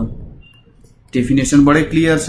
यदि 2 अथवा 2 भन्दा ज्यादा सिम्पल अथवा कम्पाउन्ड रेडिकलहरु मिल्छन् भने त्यस्तोलाई हामी कम्प्लेक्स रेडिकल भनेर भन्छौँ। जस्तै यसको एक्जाम्पलको रूपमा हामी लिन सक्छौँ Fe फेरोसाइनाइड भन्छ FeCN6 अनि यतापट्टि बाहिर 4- भनेर छ। यहाँनेरि CN भनेको एउटा रेडिकल भयो, Fe ले पनि आफ्नो एउटा रेडिकल फर्म गर्न सक्छ। अब यो सिम्पल र कम्पाउन्ड रेडिकल मिलेर एउटा कम्प्लेक्स रेडिकल बनेको छ। त्यसैगरी टेट्राअमाइन जिंक भन्ने छ ZnNH3 यहाँनेरि 4 छ। यो हाम्रो के भयो टेट्राअमाइन, चारवटा अमाइन भनेपछि टेट्राअमाइन, NH3 भनेको अमाइन, Zn जिंक यो पनि एउटा कम्प्लेक्स रेडिकल हुन्छ। त्यसैगरी टेट्राअमाइन कपर NH3 लिए मैले, यहाँनेरि मैले NH3 लिए, यहाँनेरि 4 लिए, टेट्राअमाइन के हुने भयो कपर हुने भयो। अर्को के छ डाइअमाइन सिल्भर, डाइ भनेपछि 2 NH3 यहाँ बाहिर 2 आउने भयो र यतापट्टि प्लस हुने भयो। ठीक छ। फेरोसाइनाइड, टेट्राअमाइन जिंक, टेट्राअमाइन कपर र डाइअमाइन सिल्भर यो हुने भयो। ठीक छ। यस्तो भयो। अब तपाईहरुले आफ्नो टेक्स्ट बुक्सहरुमा यो विभिन्न इलेक्ट्रोपोजिटिभ इलेक्ट्रोनेगेटिभ रेडिकलहरुलाई यसो याद गर्न सक्नुहुन्छ। त्यहाँनेरि खोजेर कस्तो छ इलेक्ट्रोपोजिटिभ रेडिकल के हुन्छ, इलेक्ट्रोपोजिटिभ रेडिकलमा इलेक्ट्रोनेगेटिभ रेडिकल भनेको के हो, यस्तो कुराहरु तपाईहरुले त्यहाँबाट हेरेर गर्न सक्नुहुन्छ। ठीक छ। यो कुराहरु हामीले बुझ्यौं है। त्यसपछि अब हामी नेक्स्ट टपिक हेरौँ। यसको के छ त हाम्रो मोलिकुलर फर्मुला भनेर छ है त। मोलिकुलर फर्मुला यो टपिकको बारेमा हामीले पहिले पनि स्टडी गरे हो क्लास 8, 9, 10 मा होला सायद है। मोलिकुलर फर्मुला बुझ्न किन जरुरी छ अथवा मोलिकुलर फर्मुलाको आवश्यकता के हो त भन्दा हामीले पहिले पनि सिम्बोलको आवश्यकता त भनिसक्यौं। सिम्बोल किन चाहियो भन्दा कुनै कुरालाई सजिलोसँग हामीले रिप्रेजेन्ट गर्न सकौं, त्यसको कामहरु सजिलैसँग त्यहाँनेर लेख्न सकौं भन्ने कुरा हो। अब पुरै एलिमेन्टहरुको नामै लेख्दै जाने भन्दा धेरै ठुलो हुन्छ हैन। अब यसरी धेरै ठुलो भइसकेपछि त हामीलाई काम गर्न अप्ठ्यारो हुन्छ नि त पक्कै पनि हो। त्यो भइसकेपछि हामीले यहाँनेरिबाट के बुझ्नु पर्यो भने तिनीहरुलाई छोटो रूपमा लेख्ने र छोटो रूपमा लेखेर पनि सबै इन्फर्मेसनहरु दिन सक्ने हो। त्यस्तो फर्मेटमा लेख्नु भनेको मोलिकुलर फर्मुलाको फर्मेट हुन गयो है। मोलिकुलर फर्मुलाले के भन्छ त भन्दा द सिम्बोलिक रिप्रेजेन्टेसन, यो एउटा के हो सिम्बोलको फर्ममा है। हाम्रो जुन सिम्बोल छ त्यही रिप्रेजेन्टेसनलाई नि सिम्बोलिक रिप्रेजेन्टेसन भन्न सकिन्छ। The symbolic representation of molecule of an element, symbolic representation of molecule of an element of a compound। ठीक छ। यति धेरै कुरा जोडिएर आइरहेछ। of a compound which shows the actual number of molecules अथवा which shows actual number of atoms है त, atoms in molecules. यसलाई नि हामी के भन्छौं त मोलिकुलर फर्मुला भनेर भन्छौं। जस्ट हामीले हाम्रो एलिमेन्ट सपोज हाइड्रोजन र अक्सिजन कम्बाइन भएर वाटर फर्म हुन्छ हैन। हाइड्रोजन र अक्सिजन कम्बाइन भएर यसले हामीलाई के दिन्छ वाटर दिन्छ। अब यहाँनेरि हामीले यस्तो फर्मेटमा लेख्यौं भने हामीले त सिधा सिधी इन्फर्मेसन त पाएको छैन। यहाँनेरि कतिवटा एटम सिम्बल भएको छ हैन, कसरी रियाक्सन भयो, रियाक्सनको टाइप के हो, केही पनि इन्फर्मेसन छैन। अब यसले त धेरै ठाउँमा अप्ठ्यारो भयो। पहिलो कुरा त यसले स्पेस पनि धेरै लियो, स्पेस पनि धेरै लिइरहेको छ र अर्को कुरा यसले सबै कुरा राम्ररी एक्सप्लेन गरेको छैन। मोलिकुलर फर्मुलाले यसलाई सजिलो बनाउने भयो। जस्तै म यसलाई H2 लेख्छु, अक्सिजनलाई O लेख्छु, दुईटा अक्सिजन यहाँ भयो अनि यसले H2O दिन्छ। यहाँबाट के देखियो भन्दा जब हाइड्रोजन र अक्सिजनको मोलिकुल कम्बाइन हुन्छ यसले वाटर दिन्छ। वाटरमा के हुँदो रहेछ दुईटा हाइड्रोजनको मोलिकुल एउटा अक्सिजनको मोलिकुल कम्बाइन हुँदो रहेछ। अथवा यहाँनेर यसरी 1/2 लेखेर लेख्यौं भने एउटा अक्सिजनको मोलिकुल ब्यालेन्स पनि गर्न सक्यौं। ब्यालेन्सको कुरा हामी हेर्छौं है एकैछिनमा। यो कुराहरु यहाँनेर आउने भयो। ठीक छ। अब हामीलाई थाहा भयो नि त H2O हेर्ने बित्तिकै हामीले के थाहा हुन्छ त यसमा दुईटा हाइड्रोजन दुईटा अक्सिजन रहेछ। क्याल्सियम क्लोराइड हेर्यौं भने यहाँनेर एउटा क्याल्सियमको एटम दुईटा क्लोरिनको एटम रहेछ भन्ने कुराहरु थाहा हुन्छ। हो यसरी मोलिकुलर फर्मुलाले यस्तो कुरामा हामीले के पुऱ्यायो त हेल्प पुर्याउन गयो है। अब मोलिकुलर फर्मुलालाई कसरी करेक्टली लेख्ने त, ठिक छ, मोलिकुलर फर्मुलालाई कसरी करेक्टली लेख्ने भन्ने कुरा हामी एउटा एक्जाम्पलबाट एक दुईवटा एक्जाम्पल हेरौँ अझै राम्ररी बुझिन्छ, एक्जाम्पलबाट सजिलै बुझिन्छ। सपोज सुरुमा के कम्बाइन भइरहेछन् त्यो हेर्ने, पहिलो स्टेपमा है, त्यो मेरो आफ्नै स्टेप भयो। पहिलो स्टेपमा के कम्बाइन भइरहेछन्, जस्तै सोडियम र क्लोरिन कम्बाइन भइरहेछन्। सोडियम र क्लोरिन कम्बाइन भएर यसले के दिन्छ त, सोडियम र क्लोरिन कम्बाइन भएर यसले हामीलाई सोडियम क्लोराइड दिन्छ। अब यसको मोलिकुलर फर्मुला लेख्नु पर्यो भने सुरुमा यतापट्टि Na लेख्ने, यतापट्टि Cl लेख्ने, त्यसपछि यिनीहरूको भ्यालेन्सी, यसको 1 हुन्छ भ्यालेन्स, यसको 1 हुन्छ, यसको माथिको 1 भ्यालेन्सी यतातिर पुर्याइदिने, यसको माथिको भ्यालेन्सी 1 यतातिर पुर्याइदिने, र फाइनली के निक्लिन गयो यहाँनिर NaCl निक्लिन गयो। यसरी लेख्न सकिन्छ। अर्को एक्जाम्पल छ हाम्रो दोस्रो, सोडियम सल्फेट भन्ने छ, ठिक छ। सोडियम सल्फेट भने चाहिँ सोडियम र सल्फेट मिक्स भएको, सोडियम भनेको Na भयो, सल्फेट भनेको SO4 हुन गयो। सोडियमको माथि भ्यालेन्सी अथवा कम्बाइनिङ क्यापासिटी 1 हो, सल्फेटको 2 हो है त। यो 1 यहाँनिर जाने भयो, यो 2 चाहिँ यतापट्टि जाने भयो, यसले के निकाल्छ Na2SO4 निकाल्छ, सोडियम सल्फेट हुने भयो, ठिक छ। थर्ड नम्बरमा यहाँनिर हामी हेरौँ ZnS, अब जिङ्क सल्फेट भन्ने छ, Zn लेख्ने, SO4 लेख्ने। अब यो जिङ्कको भ्यालेन्सी 2 हुन्छ, सल्फेटको भ्यालेन्सी 2 हुन्छ, यो 2 यतापट्टि आयो, यो 2 यतापट्टि आयो, लेख्दाखेरि के हुन्छ Zn2SO4 अनि यहाँनिर 2 आउने भयो। अब यसरी केही कमन फ्याक्टर लिन सकिन्छ नि लिने, जस्तै 2 लियो, यहाँनिर 2 1 + 2 2 1 is 2 भनेपछि ZnSO4 हुन जान्छ, ठिक छ। यो पहिलो स्टेप भयो, यो माथिको हाम्रो भ्यालेन्सी लेख्ने दोस्रो स्टेप भयो, यो तेस्रो स्टेप भयो, अनि यो फाइनली के भयो त चौथो स्टेप हुने भयो, ठिक छ। पहिलो दोस्रो तेस्रो चौथो यसरी हामीले निकाल्न सकिन्छ हैन।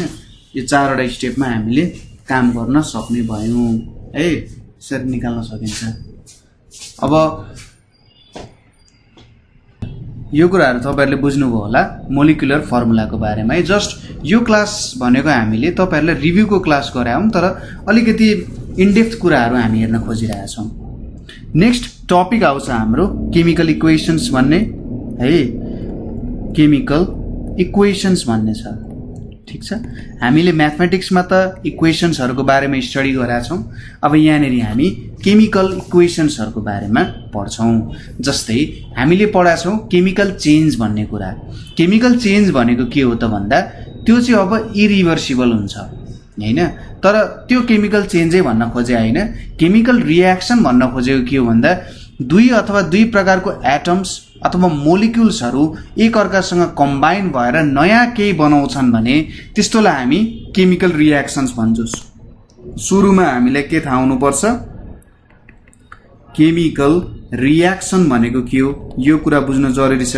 के रहेछ केमिकल रियाक्सन भन्दा दुई और दुई भन्दा ज्यादा, दुई भन्दा बढी के त एटम्स और मोलिक्युल्स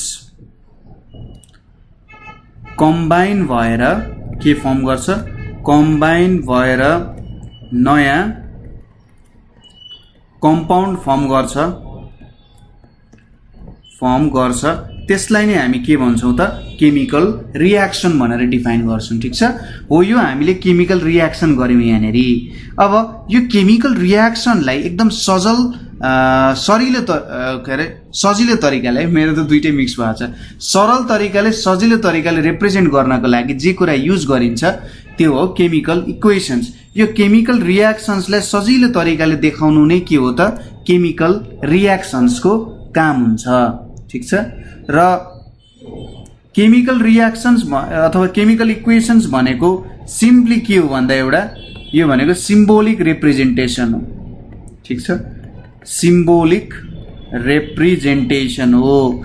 के को सिम्बोलिक रिप्रेजेन्टेसन भन्दाखेरि रियाक्टेन्ट्स एन्ड प्रोडक्ट्सको, रियाक्टेन्ट्स एन्ड प्रोडक्ट्सको के हो त सिम्बोलिक रिप्रेजेन्टेसनलाई नै हामी के भन्छौँ त केमिकल इक्वेसन्स भनेर भन्छौँ। अब रियाक्टेन्ट्स भनेको जसले रियाक्ट गर्छ, प्रोडक्ट भनेको रियाक्टेन्ट्स रियाक्ट भएपछि जे फर्म हुन्छ त्यसलाई हामी प्रोडक्ट्स भनेर भन्छौँ। ठिक छ, रियाक्टेन्ट्स रियाक्ट भएपछि जे फर्म हुन्छ त्यसलाई हामी के भन्छौँ त प्रोडक्ट्स भनेर भन्छौँ। कुनै पनि केमिकल इक्वेसन्स लेख्दाखेरि हामीले अब केमिकल इक्वेसन्स त लेख्नु पर्यो, दुई तीनवटा कुरामा ध्यान दिनुपर्ने हुन्छ। पहिलो कुरा भनेको करेक्ट सिम्बोलिक नेम, जुन इलिमेन्टहरू बीच रियाक्सन भइरहेको छ तिनीहरूको एकदम करेक्ट नाम हामीलाई थाहा हुनुपर्छ। दोस्रो कुरा exact number of atoms reacting, कतिवटा एटम्सहरू चाहिँ एक अर्कासँग रियाक्ट गरिरहेछन्, रियाक्ट गर्ने एटम्सहरूको नम्बर हामीलाई थाहा हुनुपर्छ, यो कुरा पनि बुझ्यो। थर्डमा हामी के गर्छौँ भन्दा रियाक्टेन्ट्सहरू लेफ्ट साइडमा हुन्छ, लेफ्ट साइडमा हुन्छ र प्रोडक्ट्सहरू राइट साइडमा हुन्छ। प्रोडक्ट्सहरू कता हुन्छ राइट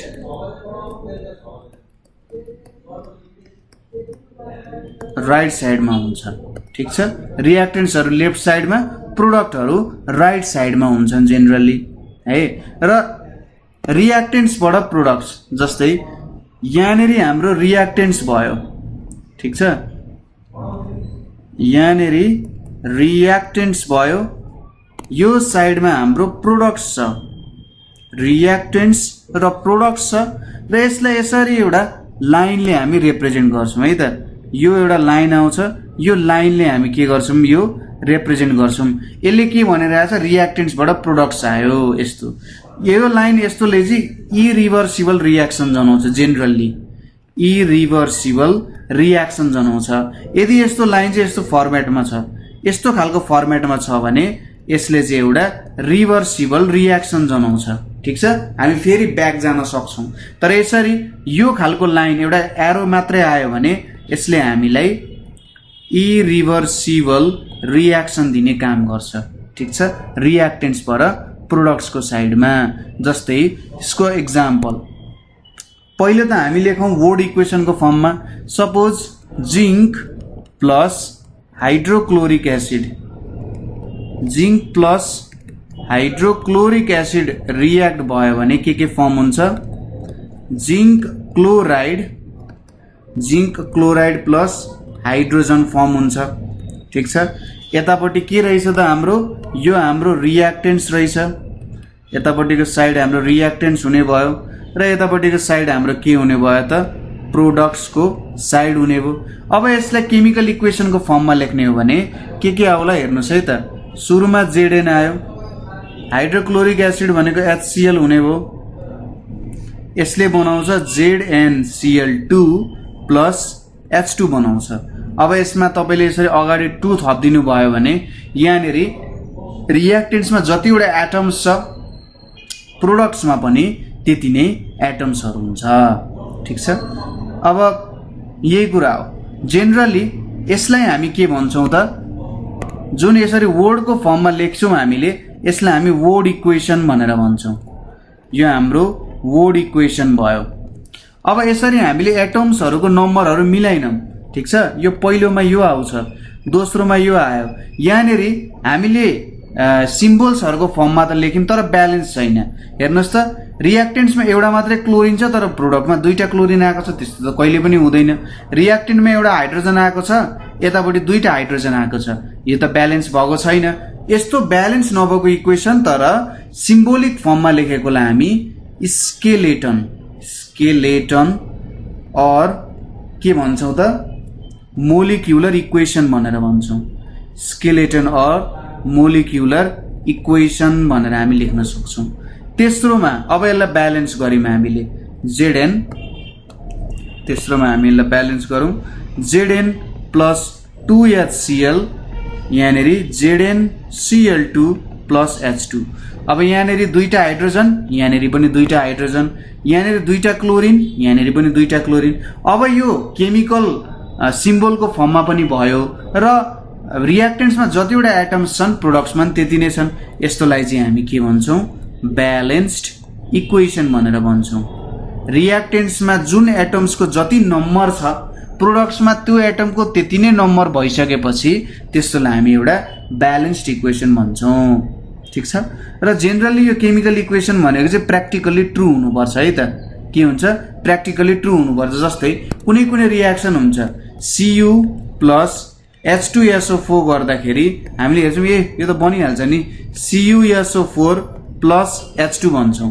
अब यो हेर्दाखेरि ठिक छ, ब्यालेन्स पनि छ, तर यो रियाक्सन अकर हुन सक्दैन। ठिक छ। हो त्यही भएर जुन रियाक्सनहरू अकर हुन सक्छ त्यस्तो रियाक्सन्सहरूलाई मात्रै हेर्ने, युज गर्ने है त, लिने, त्यस्तोलाई हामीले लिने है। यति कुरासम्म हामीले बुझ्यौँ के कस्तो हुँदो रहेछ भन्ने कुराहरू यहाँनिर हामीले हेऱ्यौँ। नेक्स्टमा अब हाम्रो एकदम इम्पोर्टेन्ट टपिक आउन गएको छ, त्यो हो balancing chemical equations. Balancing of chemical equations. अब यो केमिकल इक्वेसन्सहरूलाई हामीले कसरी ब्यालेन्स गर्न सक्छौँ त? कसरी एक साइडको एटम्सको नम्बर र अर्को साइडको एटम्सको नम्बरहरू सेम बनाउन सकिन्छ होला? ठिक छ।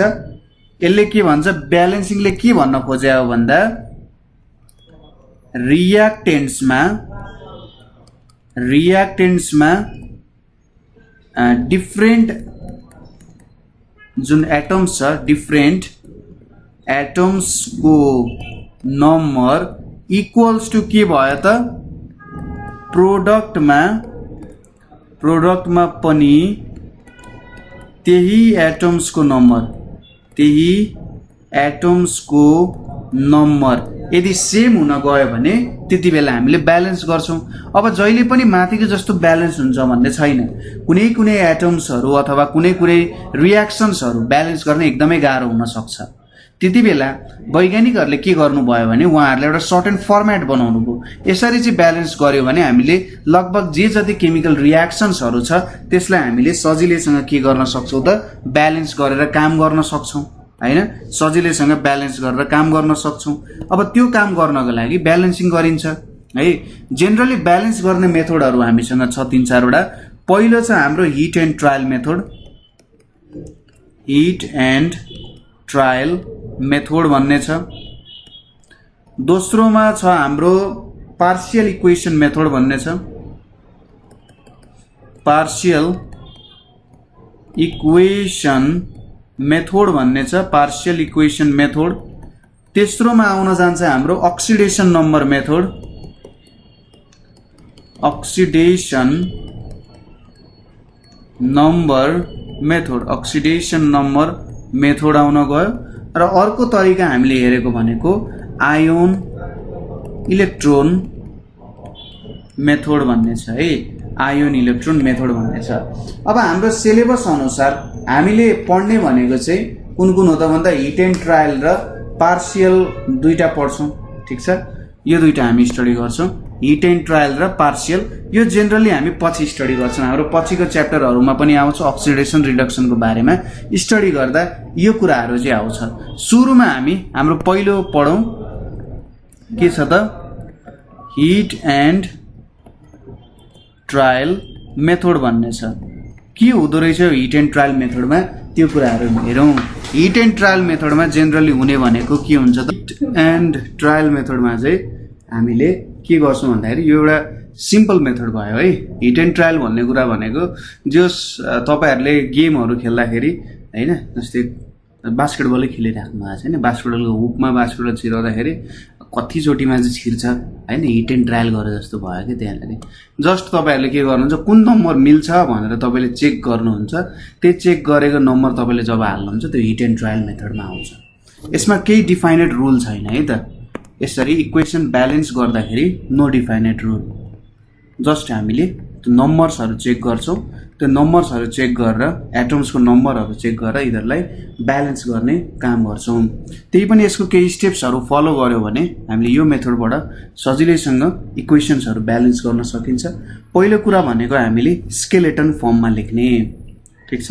कुनै पनि इक्वेशन जुन छ त्यसलाई हामी स्केलेटन इक्वेशन बनाउने। सुरुमा हामीसँग वर्ड इक्वेशन हुन्छ, वर्ड इक्वेशनलाई हामीले तिनीहरुको करेक्ट केमिकल नेम दिएर है, केमिकल नेम भन्दा नि मोलिकुलर फर्मुला दिएर लेख्यौं भने स्केलेटन इक्वेशन त्यहाँनेरि आउँछ। त्यसपछि हामीले के गर्ने, count number of atoms in कता reactants, count number of atoms in reactants and products, ठीक छ। हामीले के गर्ने, रिएक्टेन्ट्स र प्रोडक्ट्समा कतिवटा एटम्स छ, के एटम्स छ तिनीहरुलाई हामीले काउन्ट गर्ने, ठीक छ।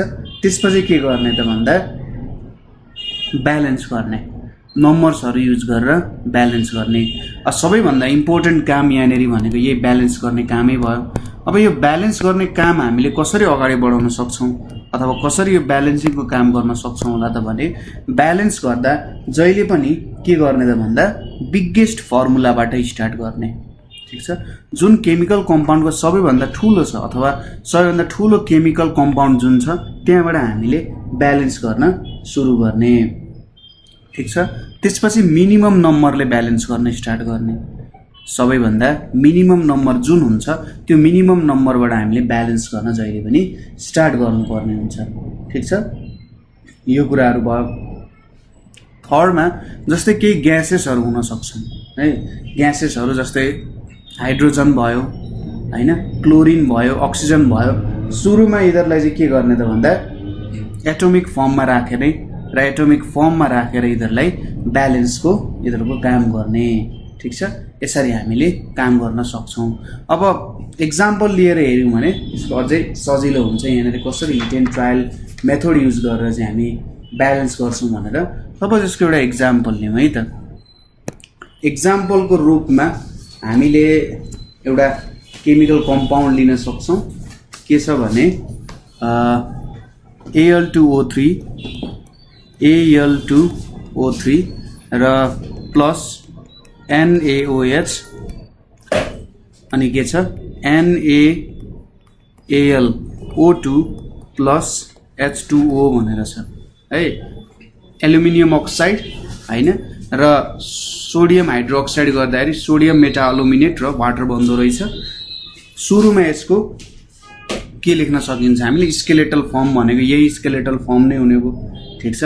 अब यहाँनेरि सबैभन्दा ठूलो कुन छ त भन्दा सबैभन्दा ठूलो फर्मुला हाम्रो यहाँनेरि यो छ। Al2O3 भनेको सबैभन्दा ठूलो फर्मुला छ जहाँ 2 एटम्स अफ एल्युमिनियम छन्, 2 एटम्स अफ एल्युमिनियम र 3 एटम्स अफ अक्सिजन छन् है। यो कुराहरु यहाँनेरि प्रेजेन्ट छन्। 2 एटम्स अफ एल्युमिनियम र 3 एटम्स अफ अक्सिजन छन्। सुरुमा यसलाई ब्यालेन्स गर्ने। यहाँनेरि अब हेर्नुस् है त, मैले स्केलेटल फर्मै लेखे सुरुमा Al2O3 प्लस NaOH छ। त्यसपछि के आउँछ यहाँनेरि हाम्रो NaAlO2 भन्ने छ प्लस H2O हुने भयो। अब यहाँनेरि दुईटा छ, यहाँनेरि एउटा छ। यदि हामीले यतापट्टि 2 गर्यौं भने हाम्रो एल्युमिनियम ब्यालेन्स हुने भयो है। एल्युमिनियम त ब्यालेन्स भयो, ठीक छ। ल एल्युमिनियमलाई हामीले ब्यालेन्स गर्यौं। एल्युमिनियम ब्यालेन्स भइसकेपछि एल्युमिनियम ब्यालेन्स भयो। एल्युमिनियम ब्यालेन्स भइसकेपछि हामीले यसलाई के गर्न सकिन्छ होला, जस्तै अब गर्नु है त। यसरी लेख्दाखेरि सजिलो हुन्छ। Al को नम्बर रिएक्टेन्ट साइडमा, त्यसपछि O को नम्बर, Na को नम्बर अनि H को नम्बर। यो हाम्रो रिएक्टेन्ट साइडमा भयो है त। जनरली यो मेथडले पाइँदैन गरेको। यतापट्टि प्रोडक्ट साइडमा Al लेखे मैले, त्यसपछि यहाँ O लेखे, मिलाएर लेख्न सजिलो हुन्छ। O भयो, Na भयो अनि H भयो है। अब नम्बरहरु लेखौं। एल्युमिनियमको नम्बर यहाँ कति छ 2 छ। अक्सिजनको नम्बर कति छ यहाँ 3 वटा, यहाँ एउटा भने चाहिँ 4 वटा छ।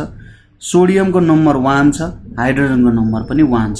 यतापट्टि काउन्ट गर्ने भने एल्युमिनियमको नम्बर 2, अक्सिजनको नम्बर कति छ 5 छ है, अक्सिजनको नम्बर कति छ 5 छ, सोडियमको नम्बर पनि 2 छ र हाइड्रोजनको नम्बर पनि 2 छ।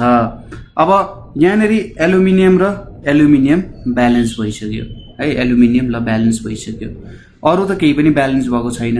अब एल्युमिनियम ब्यालेन्स भइसकेपछि हामीले सेकेन्ड फर्ममा कसरी यसलाई ब्यालेन्स गर्न सक्छौं होला त?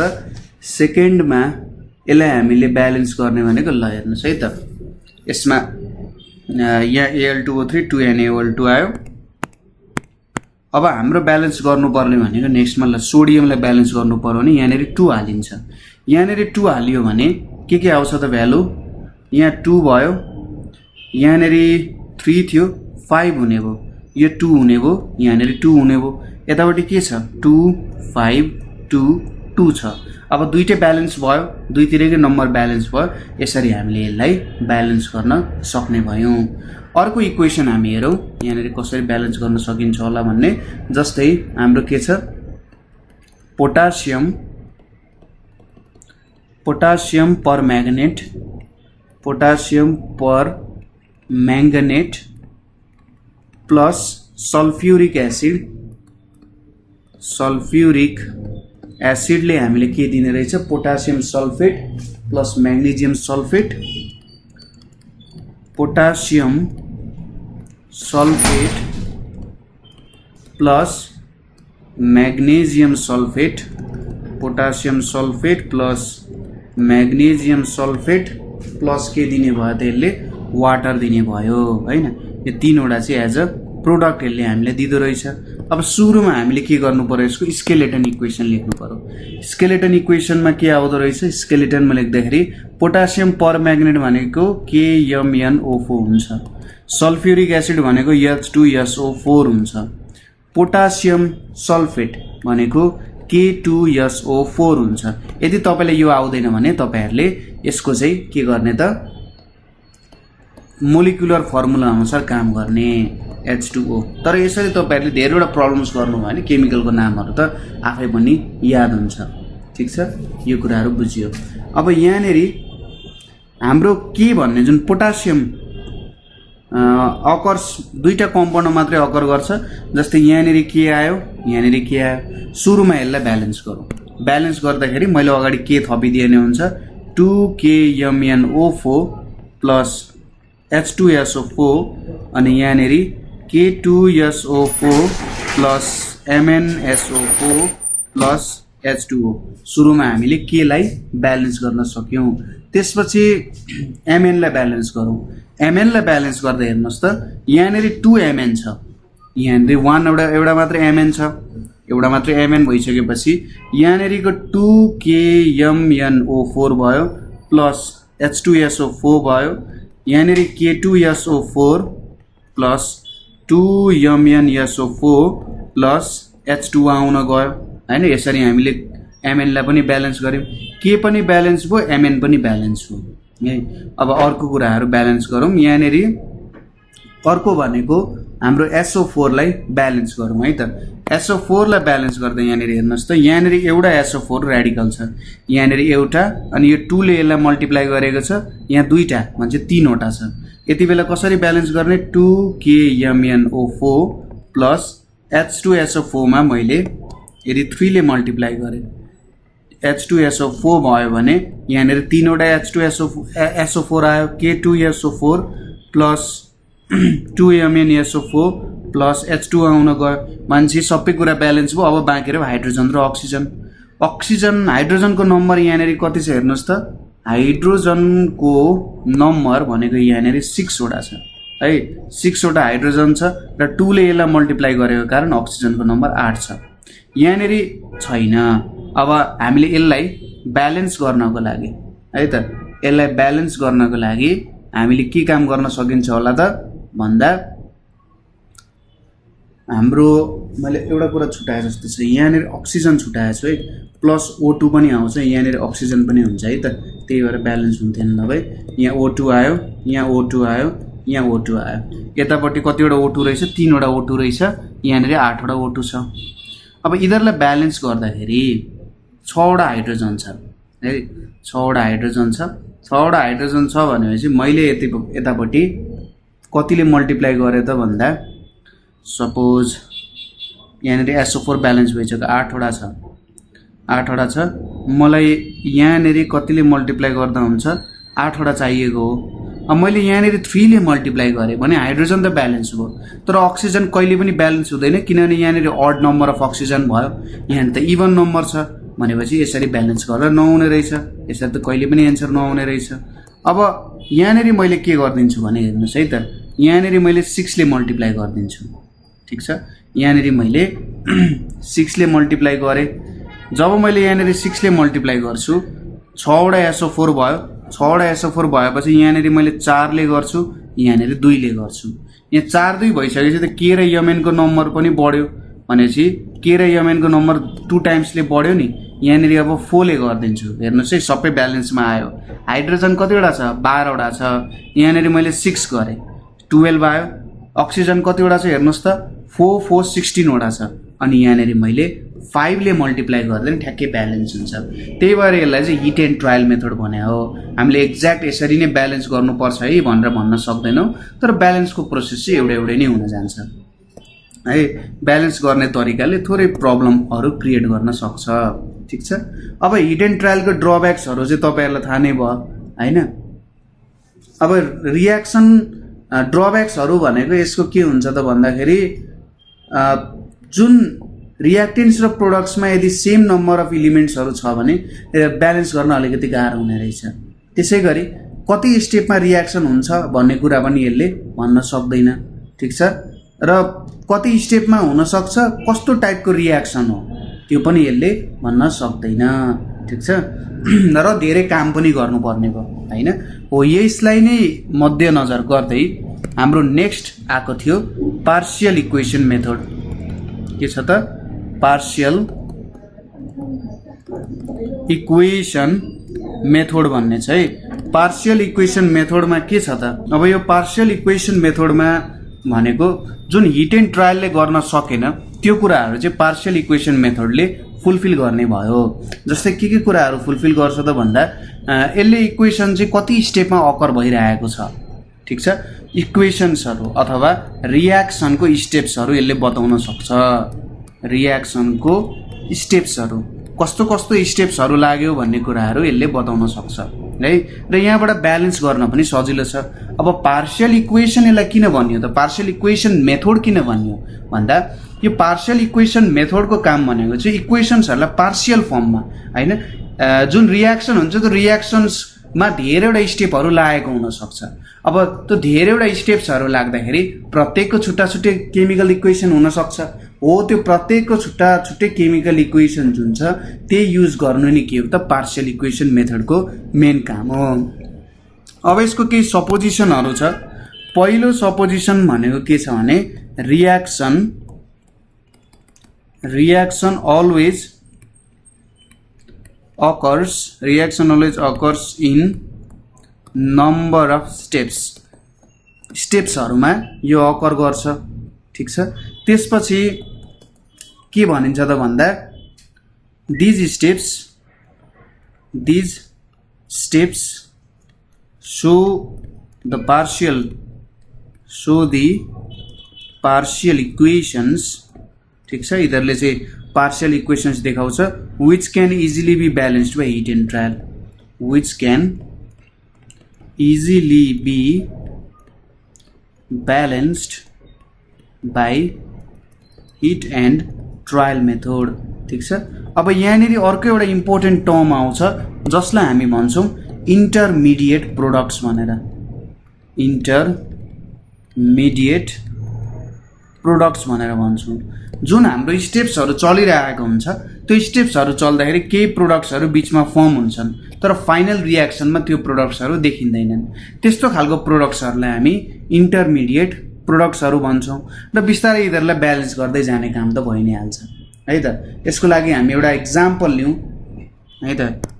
पहिलो इक्जाम्पल के छ भने हाम्रो ए नम्बरमा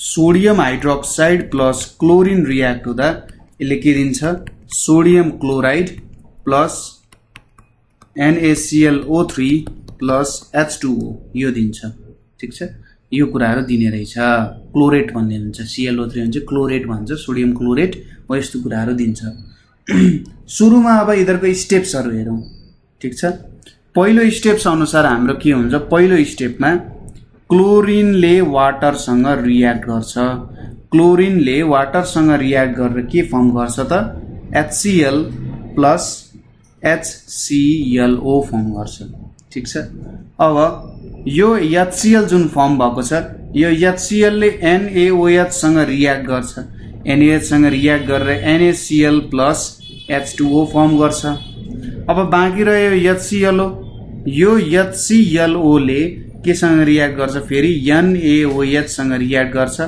NaOH सँग रियाक्ट गरेपछि यसले के दिन्छ NaClO3 प्लस H2O दिन्छ ठीक छ अब के गर्नु पर्यो त यिनीहरुलाई काटकुट कम्पनी गर्नु पर्यो हेर्नुस् जस्तै यतापटि र रियाक्टेन्ट साइड र प्रोडक्ट साइडमा यदि सेम टाइप अफ भ्यालु छन् भने तिनीहरुलाई हामी काट्न सक्छौं जस्तै यहाँनेरि HClO छ यो HClO र यो HClO काम छैन हैन त्यसैगरी यो HCl र यो HCl पनि काम छैन हैन यो पनि गयो त्यसैगरी अर्को भनेको हाम्रो यहाँनेरि अर्को के आउन जान्छ त जस ल अहिले नकाटौं यसलाई अन्तिम फाइनल रिक्वेस्टनमा हामी काट्न सक्छौं अझै एउटा काम यहाँ बाँकी छ है त्यसरी काट्न सकिन्छ भने हो दोस्रोमा के गर्न सकिन्छ त दोस्रो स्टेपमा भने जुन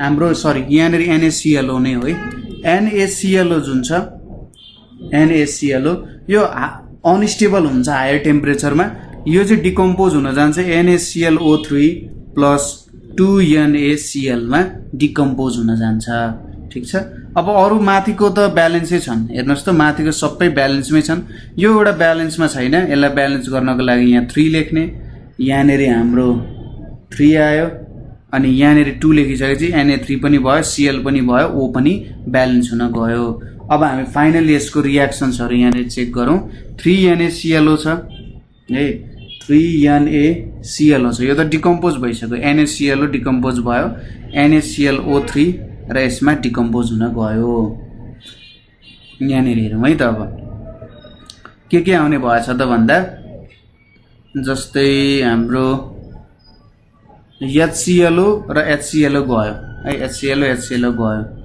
अनि H2O पनि बाँकी रहेन पक्कै पनि HCl पनि बाँकी रहेन हैन अनि अर्को यहाँनेरि के आउँछ यसलाई नि लेखेर ब्यालेन्स गर्दा अझै राम्रो हुन्छ होला है त जस्तै यसरी ब्यालेन्स गर्दा पनि हुन्छ Cl2 लेखियो H2O लेखियो प्लस HCl लेखियो प्लस NaOH लेखियो प्लस HClO लेखियो प्लस NaOH लेखियो हैन यसले के दिनु पर्ने हो त यतापट्टि HCl plus HClO plus NaCl plus H2O छ यहाँनेरि हैन अब यहाँनेरि हाम्रो जुन मैले यदि 3NaClO लिए भने NaClO3 प्लस 2NaCl आउँछ ठीक छ यदि मैले 3NaClO लिने हो भने अब ब्यालेन्स हेरौँ है त यहाँनेरि 2 वटा 3 वटा क्लोरिन छ यहाँनेरि एउटा दुईटा तीनवटा चारवटा पाँचवटा छवटा क्लोरिन छ अब मैले यहाँनेरि 3Cl2 लेखे भने यो ब्यालेन्स हुने हो क्लोरिन ब्यालेन्स हुने भयो सोडियम हेरौँ यहाँनेरि एउटा छ यहाँनेरि दुईटा छ यहाँनेरि एउटा दुईटा तीनवटा चारवटा छ है यहाँनेरि हामीसँग चारवटा छ चारवटा भनिसकेपछि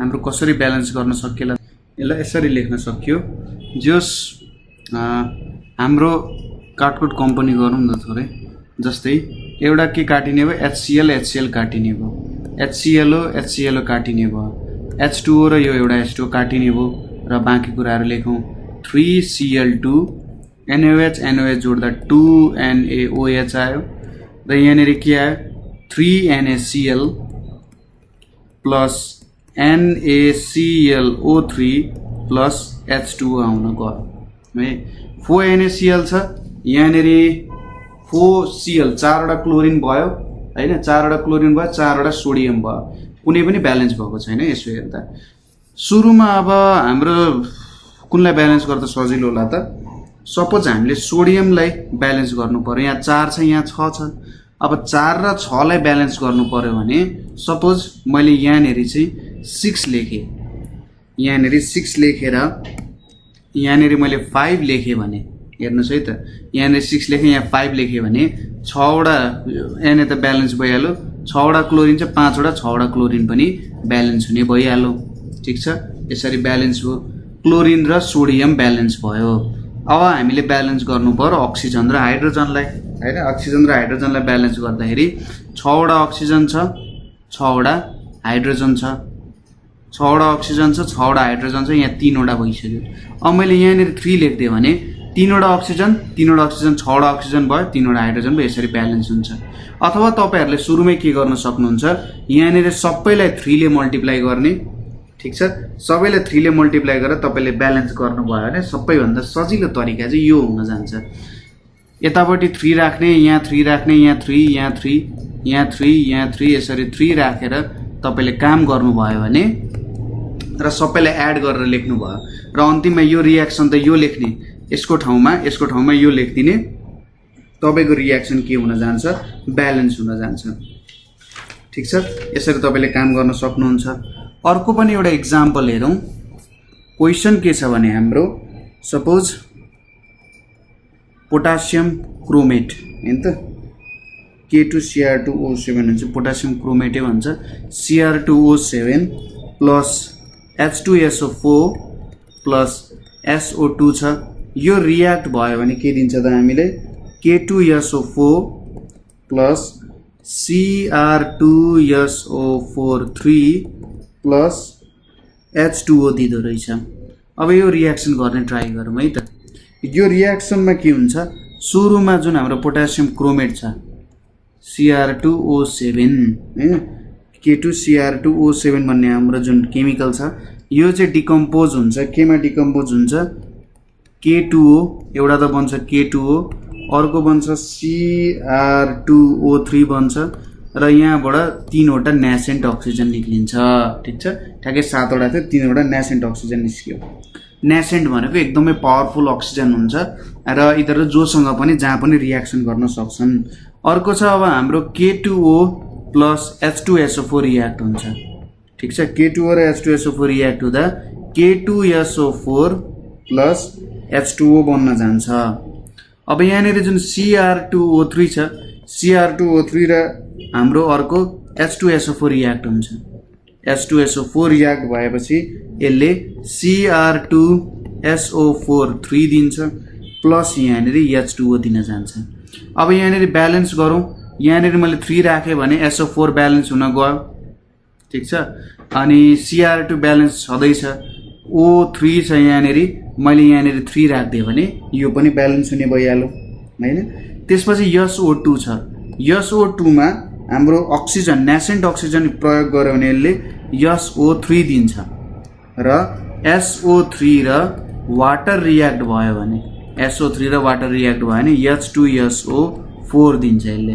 यस्तो इन्टरमिडिएट रियाक्सन्सहरु यहाँनेरि आयो अब हामी के गर्छौं प्रत्येकमा हामी 3 ले मल्टिप्लाई गरौँ यहाँनेरि यदि हामीले 3 ले मल्टिप्लाई गर्यौं भने यहाँको टोटालिटीमा सबैलाई हामीले यसलाई भन्दा नि यो 3 वटालाई भन्दा पनि यति दुईटालाई गरे नि काम पुग्ने रहेछ यहाँनेरि यसलाई हामीले 3 ले मल्टिप्लाई गरौँ र यसलाई 3 ले मल्टिप्लाई गरौँ किनभने यति बेला भइसकेपछि हाम्रो अक्सिजनको पोर्सन चाहिँ काटिन जान्छ है त अब हेर्नुस् यहाँनेरि के हुने रहेछ 3 वटा नेसेन्ट अक्सिजन रियाक्टेन्टमा उतापटि 3 वटा यो र यो काटिन गयो ठीक छ त्यसैगरी वाटरको केस हेर्ने हो भने यहाँनेरि 3 वटा छ 3 वटा H2O छ यहाँनेरि 3 वटा H2O छ यो क्यान्सल हुने भयो 3 वटा SO3 छ 3 वटा SO3 छ यो पनि क्यान्सल हुने भयो ठीक छ त्यसैगरी 3 वटा H2SO4 छ यहाँनेरि 3 वटा H2SO4 छ यो पनि क्यान्सल हुने भयो हैन यो सबै यहाँनेरि के हुने भयो त क्यान्सल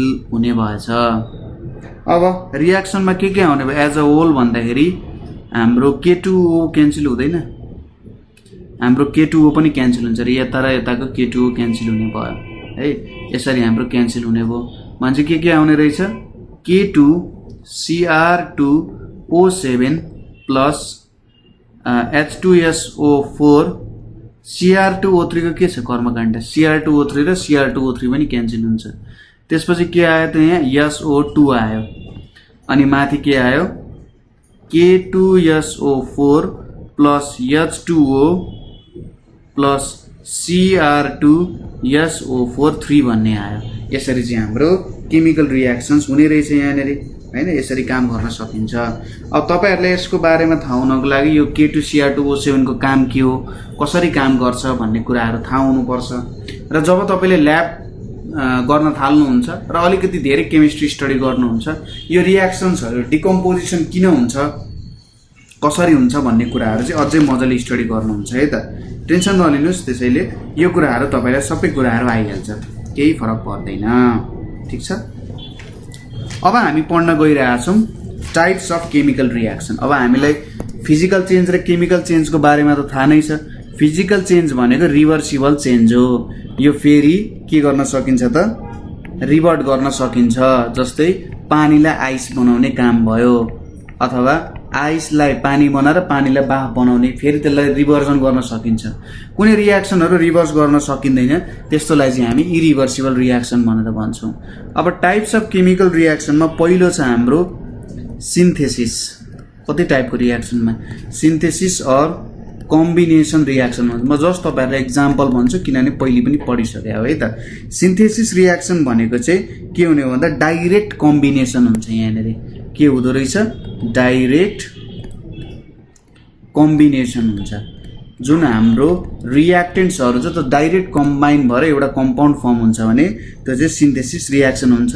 जस्तै हामीले जब हाइड्रोजन ग्यास छ अर्को अक्सिजन ग्यास छ त्यसमा इलेक्ट्रिसिटी पास गर्छौं, यो इलेक्ट्रिसिटी पास गर्छौं भनेर लेख्या हो।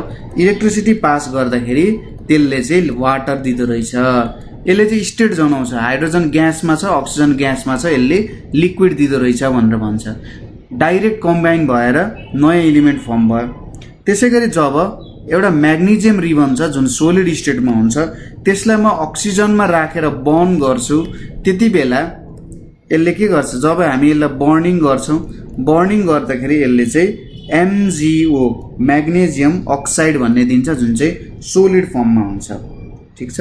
त्यसैगरी नेक्स्टमा के छ जब हामी हाइड्रोजन ग्यासलाई र क्लोरिन ग्यासलाई के गर्छौं कम्बाइन गर्छौं के को प्रेजेन्समा सनलाइटको प्रेजेन्समा। सनलाइटको प्रेजेन्समा ब्यालेन्स गर्दाखेरि त्यसले 2HCl ग्यास दिन्छ। ठीक छ। यसले एउटा 2HCl ग्यास दिन्छ।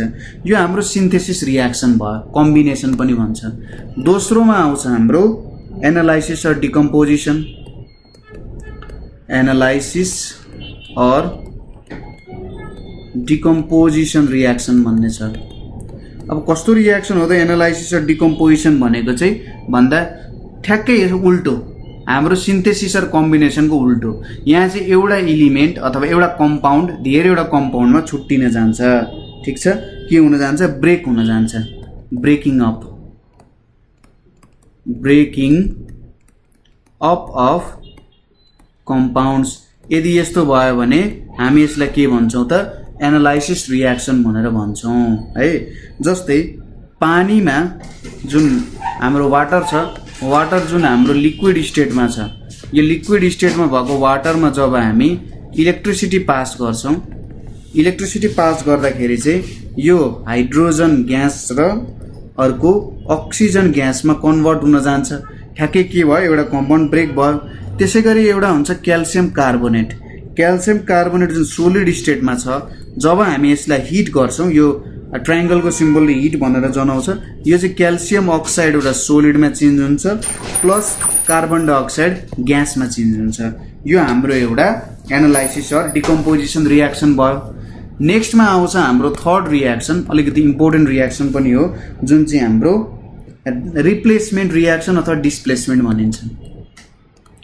Replacement or displacement reaction. अब यो रिप्लेसमेन्ट अथवा डिस्प्लेसमेन्ट रियाक्सनमा के हुन्छ भने एउटा एलिमेन्टले अर्को एलिमेन्टलाई डिस्प्लेस गर्छ अथवा एउटा एटमले अर्को एटमलाई डिस्प्लेस गर्छ र पहिले जुन एटम त्यो ठाउँमा बसिरहेको थियो त्यो ठाउँबाट हटाइदिन्छ। जस्तै एबी र सिडी रियाक्ट भइरहेको छ भने के हुन सक्छ, ए ले सी लाई रिप्लेस गरेर यहाँनेरि अब बी सँगै पनि आउन सक्छ, सीबी प्लस एडी यस्तो फर्ममा आउन सक्छ भन्न खोजे हो। जस्तै यसमा हामीले यसलाई सब्स्टिट्युसन रियाक्सन पनि भन्छ है, यसलाई सब्स्टिट्युसन रियाक्सन भन्छ। जस्तै आइरन छ सोलिड प्लस कपर सल्फेट छ जुन चाहिँ वाटरसँग घोलिएको छ, एक्यू भनेको एक्युएस सोल्युसन पानीमा घोलिएको। यति बेला के हुँदो रहेछ भने यहाँनेरि हाम्रो आइरनले यो कपरलाई रिप्लेस गरेर त्यो ठाउँमा बस्छ। यहाँनेरि के आउन जान्छ, एउटा आउँछ कपर, ठिक छ, हाम्रो यहाँनेरि कपर आउँछ जुन सोलिड फर्ममा छ र FeSO4 आउँछ जुन एउटा एक्युएस फर्ममा छ, यस्तो खालको आउँछ। त्यसै गरी अर्को के छ हाम्रो Zn जुन सोलिड फर्ममा छ। जब यो HCl सँग रियाक्ट हुन्छ, मैले ब्यालेन्स्ड इक्वेसन लेखिरहेको छु है, एक्युएस सोल्युसनमा छ, Zn ले H लाई रिप्लेस गरेर आफू बस्छ, ZnCl2 बन्छ जुन एक्युएस फर्ममा हुन्छ र हाइड्रोजन निक्लिन्छ जुन ग्यासियस फर्ममा हुन्छ, ठीक छ। यसरी रिप्लेसमेन्ट र डिस्प्लेसमेन्ट रियाक्सन हुन्छ। अब यहाँनेरि अघि हामीले यहाँ इक्जाम्पल दिए जस्तै यो खालको पनि आउँछ। यो इक्जाम्पल चाहिँ के को हो, हाम्रो डबल डिस्प्लेसमेन्ट भन्छ, यसलाई डबल डिकम्पोजिसन पनि भन्छ, double decomposition or double displacement भन्छ, double decomposition or double displacement reaction भनेर पनि भनिन्छ। के हुन्छ त डबल डिस्प्लेसमेन्टमा भन्दा, सपोज बेरियम क्लोराइड भन्ने एउटा केमिकल छ जुन चाहिँ एक्युएस फर्ममा छ र अर्को H2SO4 छ, यो पनि एक्युएस फर्ममा छ। जब यो दुईटा रियाक्ट हुन्छ यहाँनिर के होला त भन्दा हाम्रो Ba ले H लाई रिप्लेस गर्छ, H ले Ba लाई रिप्लेस गर्छ के दुईटाले एकअर्कालाई रिप्लेस गरेर यहाँनिर BaSO4 प्लस 2HCl भन्छ। यो चाहिँ सोलिड फर्ममा निक्लिन्छ, यो एक्युएस फर्ममै हुन्छ। एउटाले अर्कोलाई हटाइ नै दिने रहेछ, एउटा अर्को ठाउँमा बस्छ। त्यसै गरी अर्को छ सिल्भर नाइट्रेट जुन चाहिँ हाम्रो एक्युएस फर्ममा छ र साल्टलाई पनि एक्युएस फर्ममा बनाउने। यहाँनिर के होला, Ag ले Na लाई रिप्लेस गरेर AgCl बनाउँछ, Na ले Ag लाई रिप्लेस गरेर NaNO3 बनाउँछ, ठिक छ। यो भयो, यो सोलिडमा हुन्छ AgCl र यो एक्युएस फर्ममा हुन्छ। यस्तो खालको रियाक्सन भनेको चाहिँ हाम्रो डबल डिकम्पोजिसन अथवा डबल डिस्प्लेसमेन्ट रियाक्सन हुन गयो। नेक्स्टमा आउँछ हाम्रो हाइड्रोलाइसिस। हाइड्रोलाइसिस रियाक्सन भन्छ। हाइड्रोलाइसिस रियाक्सन भनेको चाहिँ के हो त, पानीको प्रयोग गरेर हामीले यदि रियाक्सन गर्छौँ कुनै पनि कम्पाउन्डमा, ठिक छ, पानीको प्रयोग गरेर हामीले कुनै पनि कम्पाउन्डमा रियाक्सन गर्छौँ भने त्यस्तोलाई चाहिँ हाइड्रोलाइसिस भनेर भनिन्छ। अर्को तरिकाले भन्दाखेरि यसलाई के भन्न सकिन्छ, interaction of salt and water भन्न सकिन्छ। Interaction of salt and water जुन छ यो चाहिँ हाम्रो हाइड्रोलाइसिस रियाक्सन हो। जस्तै H2O छ, H2O हाम्रो लिक्विड स्टेटमा छ। अर्को छ हाम्रो सोडियम कार्बोनेट सोलिड स्टेटमा छ।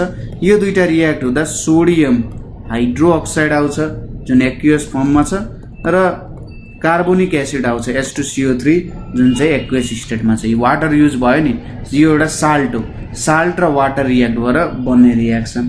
त्यसै गरी अर्को छ एमोनियम एसिटेट भन्ने छ, CH3COONH4 भनेको एमोनियम एसिटेट हो। यो एक प्रकारको साल्टै हो।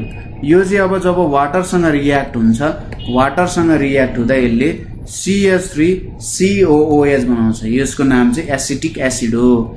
यसलाई हामी एसिटिक एसिड भनेर भन्छौँ। एसिटिक एसिड र के बनाउँदो रहेछ, अमोनियम हाइड्रोअक्साइड बनाउँदो रहेछ एक्युएस, ठिक छ। यसले चाहिँ अमोनियम हाइड्रोअक्साइड बनाउँदो रहेछ। अर्को प्रकारको रियाक्सन पनि छ हाम्रो जुनले चाहिँ हिस्ट्रीमा ठुलो चेन्ज ल्याएको थियो, त्यो हो रिअरेन्जमेन्ट अर यसलाई चाहिँ आइजोमेरिजम पनि भनिन्छ। ठीक छ। आइजोमर्सको बारे हामी बिस्तारै स्टडी गर्दै जान्छौँ।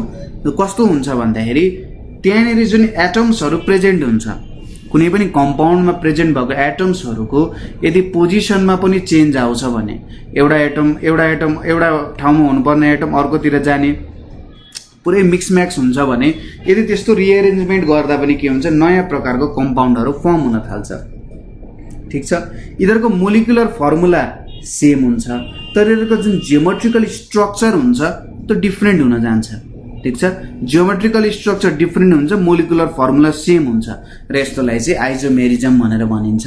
र यही कुरा चाहिँ फ्रेडरिक वोलर भन्ने साइन्टिस्टले इनअर्ग्यानिक कम्पाउन्डबाट अर्ग्यानिक कम्पाउन्ड बन्न सक्छ है भन्नको लागि प्रुभ गराएको थिए है त। त्यति बेला त्यो बेलामा के थियो भन्दाखेरि इनअर्ग्यानिकबाट अर्ग्यानिक बनाउन सकिँदैन भन्ने कुरा थियो, तर उसले चाहिँ के देखाइदियो भन्दा होइन, इनअर्ग्यानिकबाट पनि अर्ग्यानिक बन्न सक्छ। एमोनियम साइनेट भनेको एउटा इनअर्ग्यानिक कम्पाउन्ड हो। त्यसलाई हिट गर्दाखेरि त्यसले के निकाले भन्दा NH2CONH2। यिनीहरू दुईटाको मोलिकुलर फर्मुला सेम छ तर यिनीहरूको जियोमेट्रिकल स्ट्रक्चर बेग्लै भएको कारण यो डिफ्रेन्ट कम्पाउन्ड्सहरू हो। एउटा इनअर्ग्यानिक भयो, रियाक्टेन्ट हाम्रो इनअर्ग्यानिक भयो, प्रोडक्ट हाम्रो अर्ग्यानिक हुन गयो। हो यसरी पनि रियाक्सन हुन्छ। यसलाई चाहिँ यदि हाम्रो मोलिकुल्सहरू यताउता साटासाट भएर बन्न थाल्यो भने होइन, यो त रेडिकलहरू डिफ्रेन्ट छ नि त। यो NH2 बेग्लै भयो, NH2 बेग्लै भयो, यहाँ NH4 छ, NH4 र CNO छ, यसरी कनेक्ट भएको छ होइन। रिएरेन्जमेन्ट हुँदा पनि छुट्टै खालको कम्पाउन्ड फर्म हुँदो रहेछ। यसलाई नि हामी रिएरेन्जमेन्ट रियाक्सन भनेर भन्छौँ। ठिक छ। यति कुरा हामीले बुझ्यौँ। अब नेक्स्ट छ हाम्रो, नेक्स्टमा के आयो, पोलिमेराइजेसन। पोलिमेराइजेसन रियाक्सन भनेको चाहिँ के हुन्छ त भन्दा सिंगल कम्पाउन्ड्स अथवा सिम्पल कम्पाउन्ड्स कम्बाइन हुँदै ठुलो कम्पाउन्ड बन्छ नि हो। जब सिम्पल कम्पाउन्डहरू कम्बाइन हुँदै ठुलो कम्पाउन्ड बन्छन् त्यस्तोलाई चाहिँ हामी पोलिमेराइजेसन रियाक्सन भनेर भन्छौँ। जस्तै हाम्रो प्लास्टिक बन्ने जुन प्रोसेस छ त्यो प्रोसेस पनि पोलिमेराइजेसन रियाक्सनमै पर्छ। ठिक छ। प्लास्टिक बन्ने प्रोसेसहरू, यसको एउटा इक्जाम्पल भनेको जस्तै C2H2 भन्ने छ, C2H2 इथिन है, अथवा एसिटाइलिन पनि भन्छ। इथिनलाई जब हामी रेड हट ट्युबमा राख्छौँ यसले चाहिँ बेन्जिन फर्म गर्छ, C6H6। यसलाई बेन्जिन भन्छ, एरोमेटिक हाइड्रोकार्बन हो यो। यसको बारेमा पनि हामी पछि स्टडी गर्छौँ। एकदम राम्रो बास्ना आउँछ। एरोमेटिक भनिसकेपछि राम्रो एरोमा दिने कम्पाउन्ड्सहरू भयो, एरोमेटिक कम्पाउन्ड्सहरू। ठिक छ। यो कुरा पनि बुझ्यौँ हामीले। नेक्स्ट आउँछ हाम्रो क्याटालाइटिक रियाक्सनहरू। के रहेछ त नाम, क्याटालाइटिक रियाक्सन्सहरू। अब कस्तो हो त क्याटालाइटिक रियाक्सन्सहरू, के हुँदो रहेछ त भन्दा जब हामी कुनै एउटा के युज गर्छौँ भन्दा जेनरली क्याटालाइटिक रियाक्सनमा कुनै रियाक्सन्सहरू एकदमै स्लो तरिकाले जान्छन् है, एकदम स्लोली गइरहेका हुन्छन्, अथवा कुनै रियाक्सन्सहरू एकदम फास्ट पनि हुन सक्छन्। हामीलाई मन हुनसक्छ कुनै रियाक्सनलाई धेरै फास्ट बनाऊ अथवा कुनै रियाक्सनलाई स्लो बनाऊ, एउटा स्लो प्रोसेसद्वारा होस् जस्तो लाग्छ, कुनै रियाक्सन एकदम फास्ट होस् जस्तो पनि लाग्छ। त्यति बेलामा हामीले एउटा कम्पाउन्ड युज गर्छौँ जसलाई हामी क्याटालिस्ट भनेर भन्छौँ। यो क्याटालिस्टको काम भनेको चाहिँ रियाक्सनलाई फास्ट अथवा स्लो बनाउने भयो। ठिक छ। कुनै रियाक्सनलाई यसले फास्ट बनाउन सक्छ, कुनै रियाक्सनलाई यसले स्लो बनाउन सक्छ, तर यो क्याटालिस्टको आफ्नो जुन स्ट्रक्चर छ त्यो स्ट्रक्चर चाहिँ चेन्ज हुँदैन। ठिक छ। क्याटालिस्टको स्ट्रक्चर चेन्ज हुँदैन तर यसले रियाक्सनलाई फास्ट अथवा स्लो बनाउने काम गर्छ। हो यस्तो खालको रियाक्सन जहाँनेरि क्याटालिस्टहरू युज भएको हुन्छ, क्याटालिस्टहरू नै युज भएको रियाक्सनलाई क्याटालिस्टिक रियाक्सन्सहरू भनेर भनिन्छ। कुरा बुझ्यो।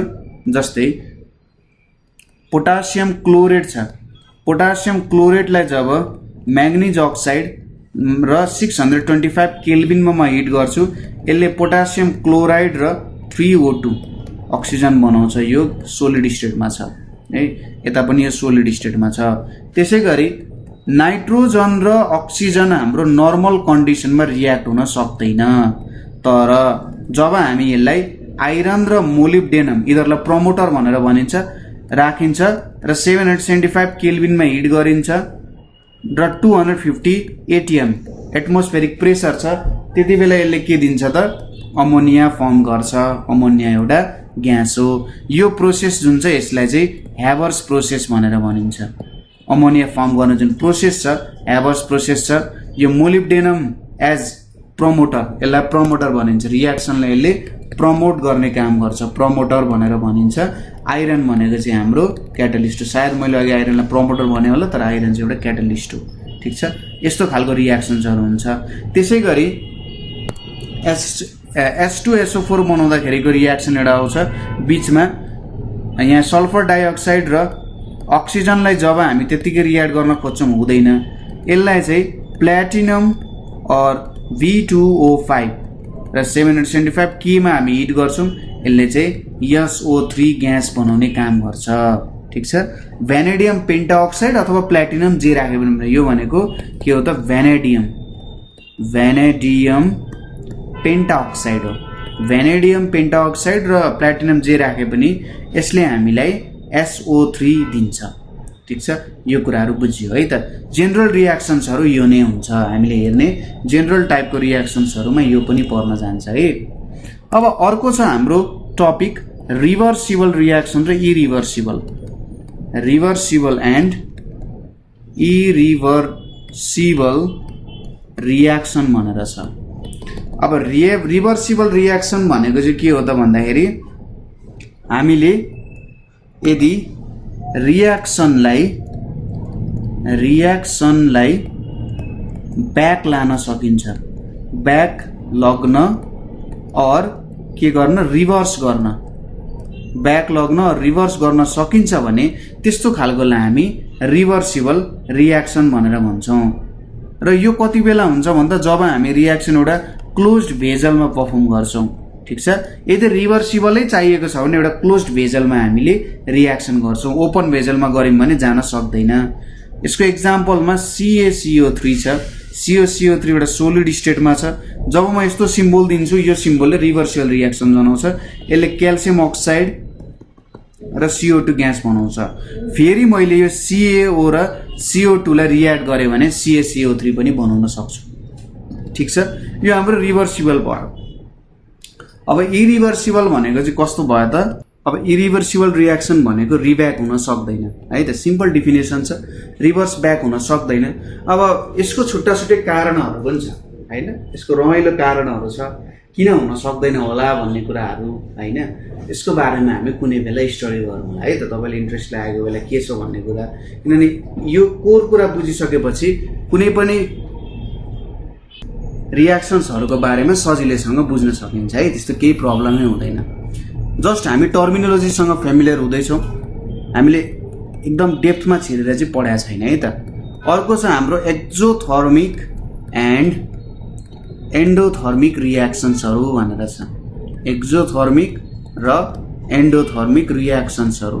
अब एक्जोथर्मिक रियाक्सन्स भनेको चाहिँ कस्तो खालको रियाक्सन्सलाई भन्छ त भन्दा हिट प्रोड्युस गर्ने। जुन रियाक्सन्सले हिट प्रोड्युस गर्छ अथवा अर्को फर्ममा भन्दा इनर्जी प्रोड्युस गर्ने रियाक्सनलाई चाहिँ एक्जोथर्मिक भन्छ। एन्डोथर्मिक भनेको इनर्जी लिएर रियाक्सन गर्ने। यसको सबैभन्दा सिम्पल एक्जाम्पल कसरी बुझ्न सक्नुहुन्छ? जस्तै तपाईले पानीलाई तताउनु गयो, पानीलाई तताउँदाखेरि के हुन्छ, जब तपाईले पानीमा हात हाल्नुहुन्छ त्यति बेला तपाईको हात पोल्छ।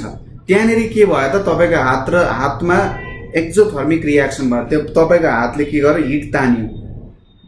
जब तपाईले आइसमा हात राख्नुहुन्छ तपाईले देख्नुहुन्छ थोरै मात्रामा के भइरहेको हुन्छ, आइस पग्लिरहेको हुन्छ। त्यति बेला के गर्यो, तपाईको हिट एब्जर्भ गर्यो आइसले अनि ऊ पग्लियो। त्यहाँनेर के भयो त, एन्डोथर्मिक रियाक्सन भयो, हिट लिएर त्यहाँनेर रियाक्सन हुने भयो। ठिक छ, एक्जोथर्मिक रियाक्सन। जस्तै एक्जोथर्मिकको एक्जाम्पलहरू के हुन सक्छ, कार्बन प्लस अक्सिजन रियाक्ट हुँदा जुन CO2 फर्म हुन्छ त्यति बेला 393 किलो जुल अफ इनर्जी बाहिर निक्लिन्छ। यहाँनिर इनर्जी बाहिर निक्ल्यो, यो एउटा एक्जोथर्मिक रियाक्सन भयो। त्यसै गरी जब वाटर र अक्सिजन रियाक्ट हुन्छ H2O फर्म हुन्छ, 2H2O, यसले पनि 572 किलो जुल अफ इनर्जी निकालिरहेको हुन्छ। यो हाम्रो एक्जोथर्मिक भयो। एन्डोथर्मिकमा के हुन्छ, सपोज नाइट्रोजन र अक्सिजन मैले रियाक्ट गर्नु पर्यो भने जसले चाहिँ मलाई NO भन्ने ग्यास दिन्छ यसमा चाहिँ -180 किलो जुल हुन्छ। -180 किलो जुल भनेको चाहिँ नाइट्रोजन र अक्सिजन रियाक्ट हुँदा यिनीहरूलाई यति किलो जुल चाहिँ इनर्जी चाहिँदो रहेछ, नभए यिनीहरू दुईटा रियाक्ट नहुन सक्ने रहेछन्, यिनीहरूमा रियाक्सनै हुन सक्दैन भन्ने कुरा चाहिँ हो मेन। ठिक छ, यति कुराहरू हामीले बुझ्यौँ। ल, हाम्रो फर्स्ट च्याप्टर जुन फन्डामेन्टल पोर्सन छ यसलाई तपाईहरूले बुक्सहरूमा हेर्नुभयो भने यहाँनिर मसँग एउटा बुक छ ल्याङ्ग्वेज अफ केमिस्ट्री भनेर पनि छ है। यसको फर्स्ट च्याप्टरको नाम भनेको ल्याङ्ग्वेज अफ केमिस्ट्री भनेर पनि दिएर हुन्छ। फन्डामेन्टल्समा अरू धेरै कुराहरू पनि स्टडी गर्न बाँकी छ हैन, त्यहाँनिरको जुन सिलेबस अनुसार कुरा गर्ने नि धेरै कुराहरू छ, तर हामीले आज धेरै कुराहरू पनि स्टडी गरिसकेका छौँ। यहाँसम्म तपाईहरुलाई केही प्रब्लम भयो अथवा बुझ्नु भएन भने तपाईहरुले हामीलाई कल गर्न सक्नुहुन्छ 9849595895 मा कल गर्न सक्नुहुन्छ। यो नम्बरमा हामीलाई WhatsApp मा मेसेज गर्न सक्नुहुन्छ। यहाँनिर प्रब्लम भयो, यो कुराहरू बुझिएन भनेर। ठीक छ, ल आजको लागि यति नै। Thank you for watching.